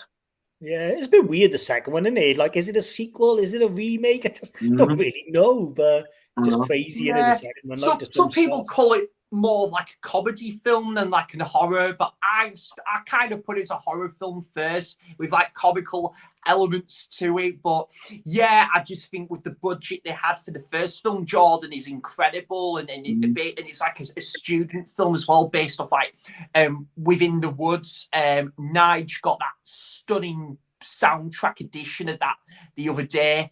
I think he showed it in like one of his recent videos.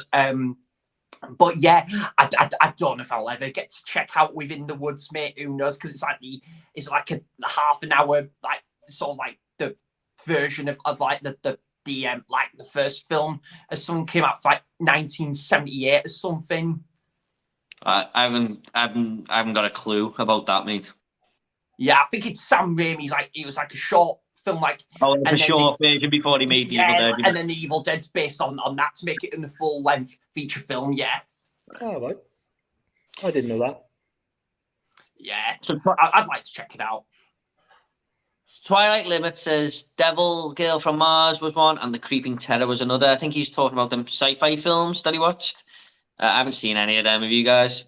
No, I haven't, Jordan. I heard the recent Blu-ray, the recent Blu-ray transfer. I've got to say this, guys. I loved Alan's video on that, Jordan. Alan Scouser. Which one? The Devil Girl from Mars. All right. I didn't see it, to be honest. I do watch Alan quite a bit, but I didn't see that awesome. one. I haven't seen that one either. Yeah. John really didn't like the sort of the Blu-ray transfer of that as well. I think he felt it was a little bit out of sync with the audio of some sort. Oh, yeah, I can remember now. I didn't recognise the title. I know the one you're on about now.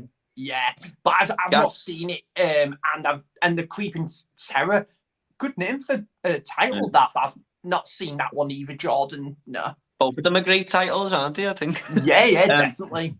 I'm going to be like 10 seconds, lads. Okay, I'm just going to put the heating on because I'm freezing. But we'll just go for another.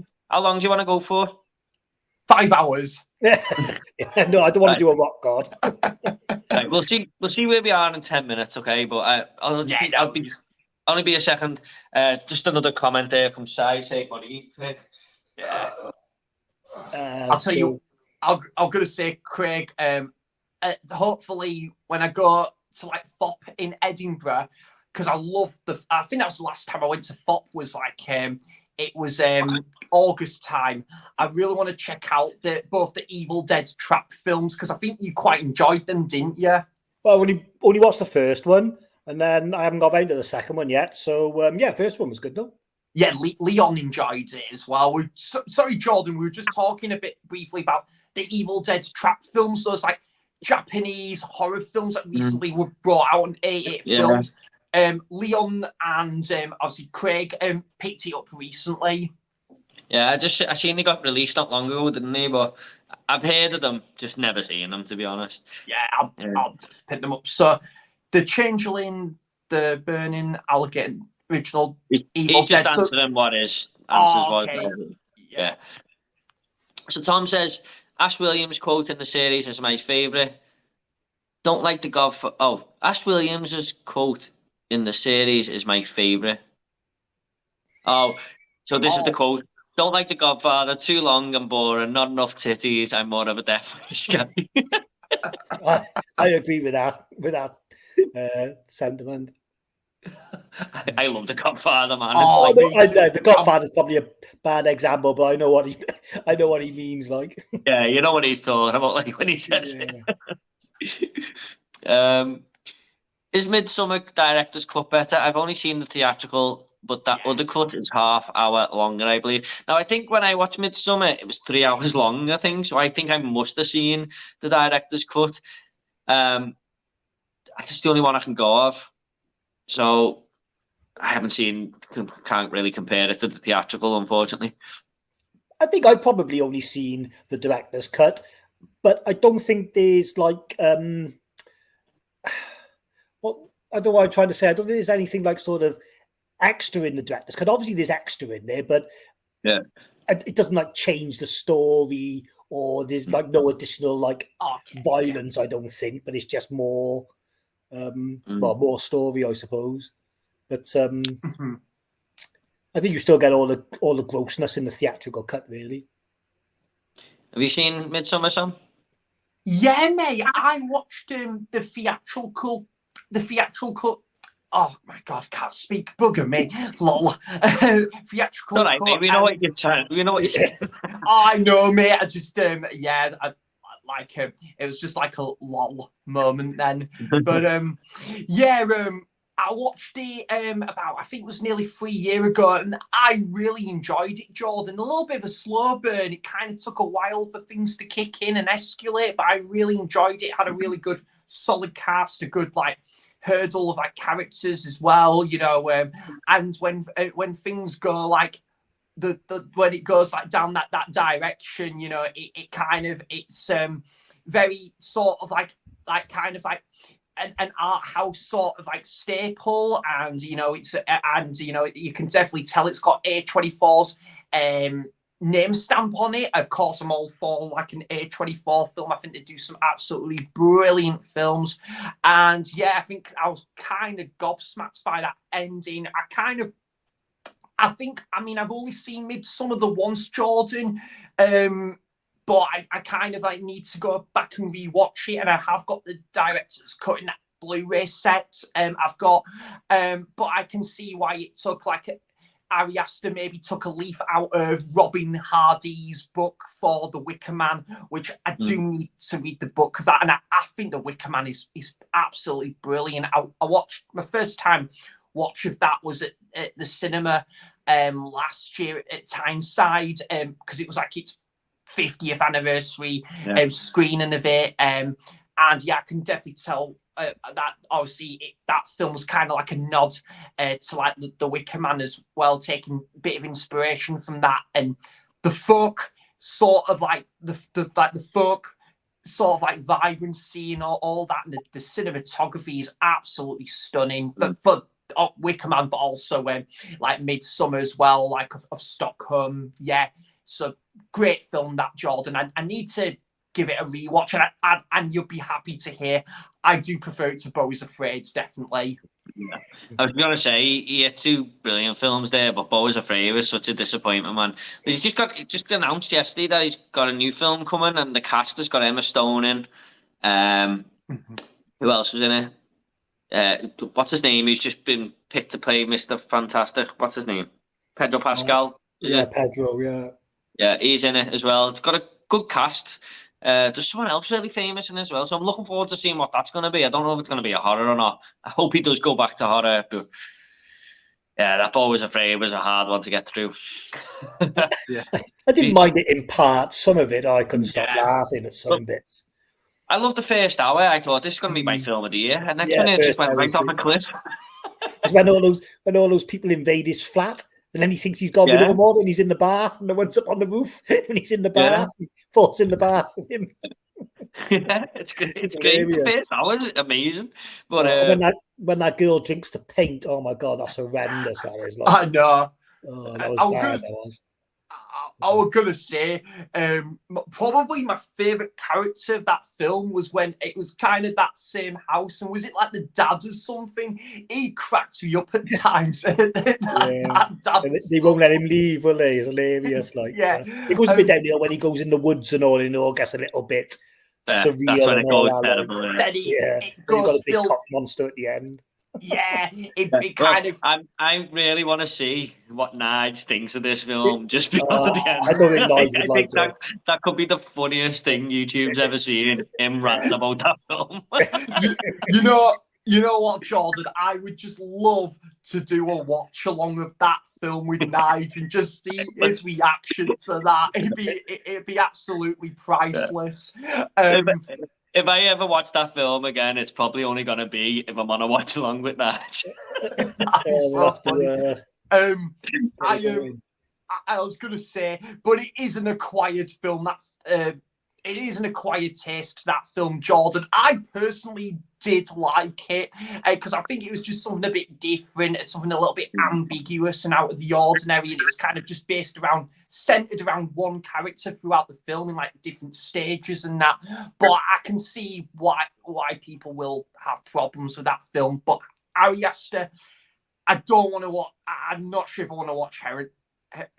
Go on, Jordan. Just say the title. Hereditary. Yeah, that one. Sorry, mate. I'm real. Why not, Sam? But Midsummer. I'm gonna say yeah, that's probably the better film than like Beau's Afraid. Why don't you want to watch Hereditary? There's just certain like modern horror that I'm just not good with. It's like I'm good with all these older horror and like the video nasties. Oh yeah, but when it comes to like, is it like supernatural stuff and that of that forte, it really is kind of like stomach churning and I don't know if that's the right term, but I'm like, whoa, what's that? I was like, what's that? It's like that sort of thing. But I don't really know much of the story, mate. But I don't know if it's just me coming across as a bit of a wimp to watch it. I'm not too sure. But yeah, it's never really took my fancy. Anyway, it's got like mixed reviews. Although Jordan, I think like a few other people, you really loved that one, didn't you? I think it's the best horror movie in the last 20 years. I just think wow, unbelievable film. So yeah, look, Midsummer's very close to it because I do like both of them, but I think Hereditary edges it. I watched it and went, wow, that was something totally different. And it doesn't rely on jump scares or anything. It's just a really creepy film. So if you are scared of stuff like that, Sam, yeah, you mightn't be for you, to be honest, because it does chill you a little bit. Same, mate. I'm sure it's like a brilliant film, and that Jordan, it's just a certain like level of horror, like supernatural, paranormal stuff. I'm just really not good with, unless it's like sort of maybe like older horror you know, like I'm kind of better with older horror myself, and the video nasties I'm really getting into thanks to the likes of you, Craig. I've kind of taken a bit of a leaf out of your book when it comes to the video nasties. But yeah, I do want to try out some newer horror though, Jordan. I will say that because I know you're a diehard horror fan. Definitely A Quiet Place and the new Strangers film that's coming out, definitely, which are kind of like different horror films to Hereditary. Oh god, I can say it. Get in. Yeah, that's right, mate. You said it. Well done. Okay, we'll probably just go for another 10 minutes, lads. Is that okay? Quarter to 11. Yeah, that's fine, mate. Yeah. Unfortunately, I have to get up at 20 to 6 in the morning. Oh god, I don't envy you, mate. I will say, Jordan, I've had an absolutely brilliant time on this live stream, and it's been absolutely awesome. Great stuff, mate. Yeah, me too. That's what we're here for, innit? Just have fun, talk movies. Yeah. Twilight Limits, I've only seen one Chucky movie. Yeah, is that your other profile there, Sam? Yeah. Which film from the Alien franchise do you like more, Alien or Aliens? I think Aliens. Yes, I'm with you, Drew. I think Aliens as well. What about you two? What about you, Craig? I actually prefer Alien because I'm a bit more of a slow burn, let the story unfold, let the characters develop. When the second one is a bit like just like a big macho film, and like, you know, big guys and big guns. But I like that one as well, Aliens. But yeah, I think I prefer the first one just a bit more. That's all. What about you, Sam? Oh my God, Jordan. You know what? It's been hang on. I know what you're going to say. I remember now. You haven't seen 5 months later since I was on your live stream. And do you know what, buddy? I'm probably going to get booed for this. God, for the love of God. But I still haven't seen Aliens. But fair enough, mate. I was gonna say, mate, the 4K of that is coming out, so I'm gonna be picking that up, and that'll be my first time watch. Alien is a good, solid film, mate, like sci-fi horror film. I think I personally prefer the second half of the film. I think that's kind of when it gets a bit more suspenseful and a bit more kind of like eerie as well. I do like this because it is a little bit of a slow burn, and I think for me personally, I didn't get really as invested in the first half where I did with like more so in the second half of the film. But I think it's not one of my favourite movies personally, Jordan, but I do really like it though. And I think it's a good 4K transfer, great cast as well. And how Ridley Scott brought that out in the year like 1979, and then you've got Blade Runner 1982. So two absolute sci-fi staples there for sure. Like in that space of time is just genius, definitely. Yeah, definitely agree with that, mate. I think I like Alien more as a horror sci-fi film. Aliens is more of an action movie, but Aliens is in my top 5 films of all time. So it's just unbelievable. James Cameron is just a master, man. He really is. But I wonder what would have happened if Ridley Scott had directed the second one. I wonder what sort of movie. Yeah, that's a good question, actually. Yeah. I think, well, like you say, James Cameron's one of the best anyway. So you're not going to go wrong. But I think what Cameron does with sequels, though, he sort of goes on a different path. Like, he done it with Aliens and he done it with Terminator 2. Like, he made Arnold the good guy. He made the villain. Instead of being bulky, it's this little skinny guy and stuff. And it's different, isn't it? It's more action-focused. It's not exactly the same as the first Terminator, even though it's got the same sort of plot. It feels like a different movie, I think. So, I think that's what he's good at. You say the same for Alien and Aliens. They're a bit like... those two films, Terminator and Terminator 2, I suppose. Twilight Limit says, I've seen the first 5 Saw movies. I've seen them all. I think Saw X is one really worth watching because I think it's up there with the verse too. What about you guys? You a fan of this franchise? What about you, Craig? Yeah, I mean, I am a big fan. I do love the Saw movies. You know, when I was in my 20s and they were coming out every year, you know, I was first one in the queue, but no doubt they get a little bit convoluted and bogged down towards the end, but I can watch any of them. Honestly, I could sit there, I can watch number 6 is really good. Like you said, Saw X is all right. That's the only real bad ones, I think. Maybe number 5, if I remember rightly, because it doesn't really... At the end of a Saw film, you want a bit of a twist on you that like sort of makes what you've seen for the first hour and a half turn on his head. But in number 5, you don't really have a twist. He just recaps what's happened through the film. But apart from that, I think they're all pretty decent. I honestly, 4 and 5 just mold into what I can't remember which one's which, to be honest, because you just feel very, very similar. But from what I remember, but I think 6 is quite good actually. 6 is pretty underrated. Number 5 is like when the one character starts taking over. I can't remember what his name is. Costas Mandela, his name is in real life. Something like I know what you mean. I know what you mean. And he's not that good, really. Like number 5's his movie. I don't remember at the end. The room comes in and it crushes the copper at the top and it goes down in the casket. That's a horrible death scene. That's the one. It hasn't really got a twist. It just recaps the movie at the end, and it's just like, oh well. But you know. What about you, Sam? Are you a fan of Saw? I've still not seen them, mate. I think there's just again, I don't know if it's just me coming across as a wimp here, but it's just like it's just that level of like violence, and I'm good with certain violence, but it's just that torture I'm just not really particularly like good with personally. However, I do want to still give the first film a go and see where that takes me, though. And is it? I got to say, just remind me, Jordan, who directed the first Saw film again? James Wan. I thought it was. I thought just double check there. But I think you said the first Saw film is one of the best horror films ever made. I think I remember you telling me that, didn't you? In my personal opinion, it is, mate. Yeah, it's in my top 10. I think it's half genius, to be honest. Yeah. I love how it plays out, and it's got like the greatest horror ending ever for me personally. Oh wow, So, awesome. You should watch the first one, even if you've got no intentions of watching the rest, because the first one's a cracking film, fair dues.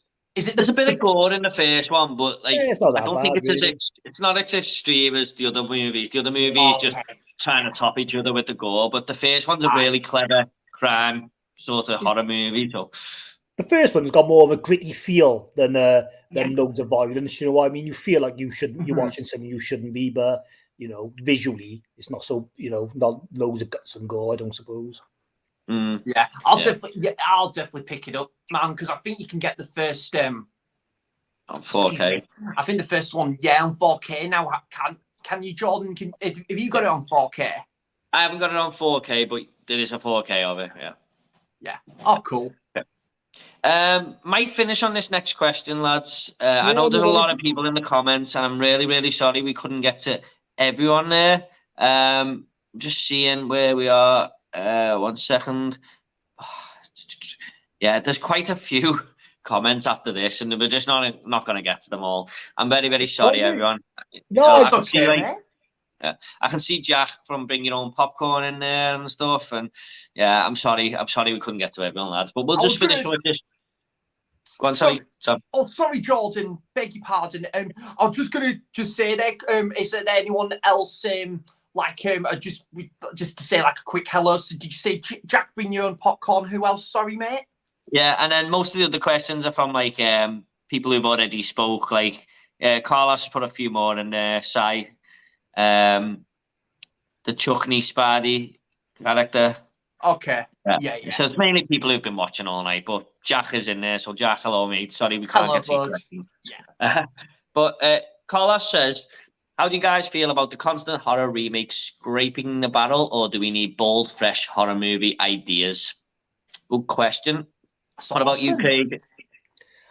I mean, in the black and white of it is, we do need more bold, fresh horror movie ideas. What I find with remakes is where they go wrong is they remake movies that don't need remaking. You know, like The Train to Busan, for example, doesn't need to be remade. But you could argue that a movie like The Hills Have Eyes or The Last House on the Left could be remade because they weren't that great when they first came out. You know what I mean? There was room for improvement. Like, I think The Last House on the Left, the remake is better than the original. And I think, what was the other one I said? Hills Have Eyes. I agree. I think The Hills Have Eyes remake is better than the original as well. So I think there's room for remakes, but they're always picking the wrong films. They're remaking the ones that don't need to be touched rather than the ones that could do with it. Yeah, that's a great point, mate, to be honest. They should pick the bad films or ones that are very low budget, maybe give them a more modern feel, I think. That's definitely exactly. Yeah. I mean, trying to think of a remake that they done that was, like you said, Train to Busan. Train to New York, I just know it's not going to be as good. I might be totally wrong, but... It's like a Psycho remake, wasn't it? That was just shot for shot. It was completely pointless, that Psycho remake. It's there was a rumour going around about a year ago as well that they're going to remake The Lost Boys, and I just don't know how they're going to top that. But no, you don't want to be doing that. You just make a vampire film and just leave The Lost Boys name out of it. What about you, Sam? How do you feel on this? Cracking question, by the way, Carlos. But I was going to say... I don't know, mate. I think I know there's been some recent remakes have been to be absolutely dire. But I think, again, you do get that exception, like what you were saying, Jordan, about the 2013 remake of Evil Dead. If they can maybe keep it, like, sort of streamline it, kind of the same story, but do something different with it. So I think if they did something like with that, you know, like bring, and I think it could work. What else I would love to see them do is like maybe bring back like a sort of like a film series of like some the 70s and 80s. So like we could say maybe something like Friday the 13th, and then that obviously will be the more so I can get onto that film series anyway. And yeah, even like, and probably something like, even maybe more like maybe the Chucky films. It's just a couple of examples on top of my head, mate, that they could just bring more installments out of that. And I think especially Friday the 13th probably being a big one, because obviously I don't think there's been a Friday the 13th film for many years. I think the last one was like 2009 with the remake, which was meant to be pretty solid. So I think something like that, and Nightmare on Elm Street, again, I would love it if they could maybe try and challenge something with, like, it could be a remake, but also trial out maybe like just to test the water, like a new separate like story for like a trilogy or something like that. I think again, it just maybe just a bit of an experiment sort of thing there. But new fresh horror films, yeah, I'm definitely all for that. Jordan, I definitely want to see like more new slasher films. Like I really want to check out, like, because I'm really getting into the slasher subgenre. Thanksgiving, I really am dying to see, because I know the likes of yourself and Keith and like Nige and Scott, Andy have been singing that film's praises.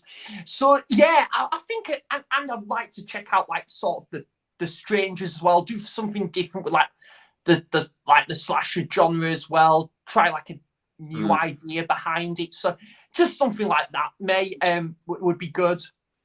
I tell you what they're doing now, though, that winds me up more than the remakes, is the TV shows. When they take a horror franchise and they try and make a TV show out of it. I mean, sometimes it can work, but they're on about doing that with Friday the 13th now, making the TV show.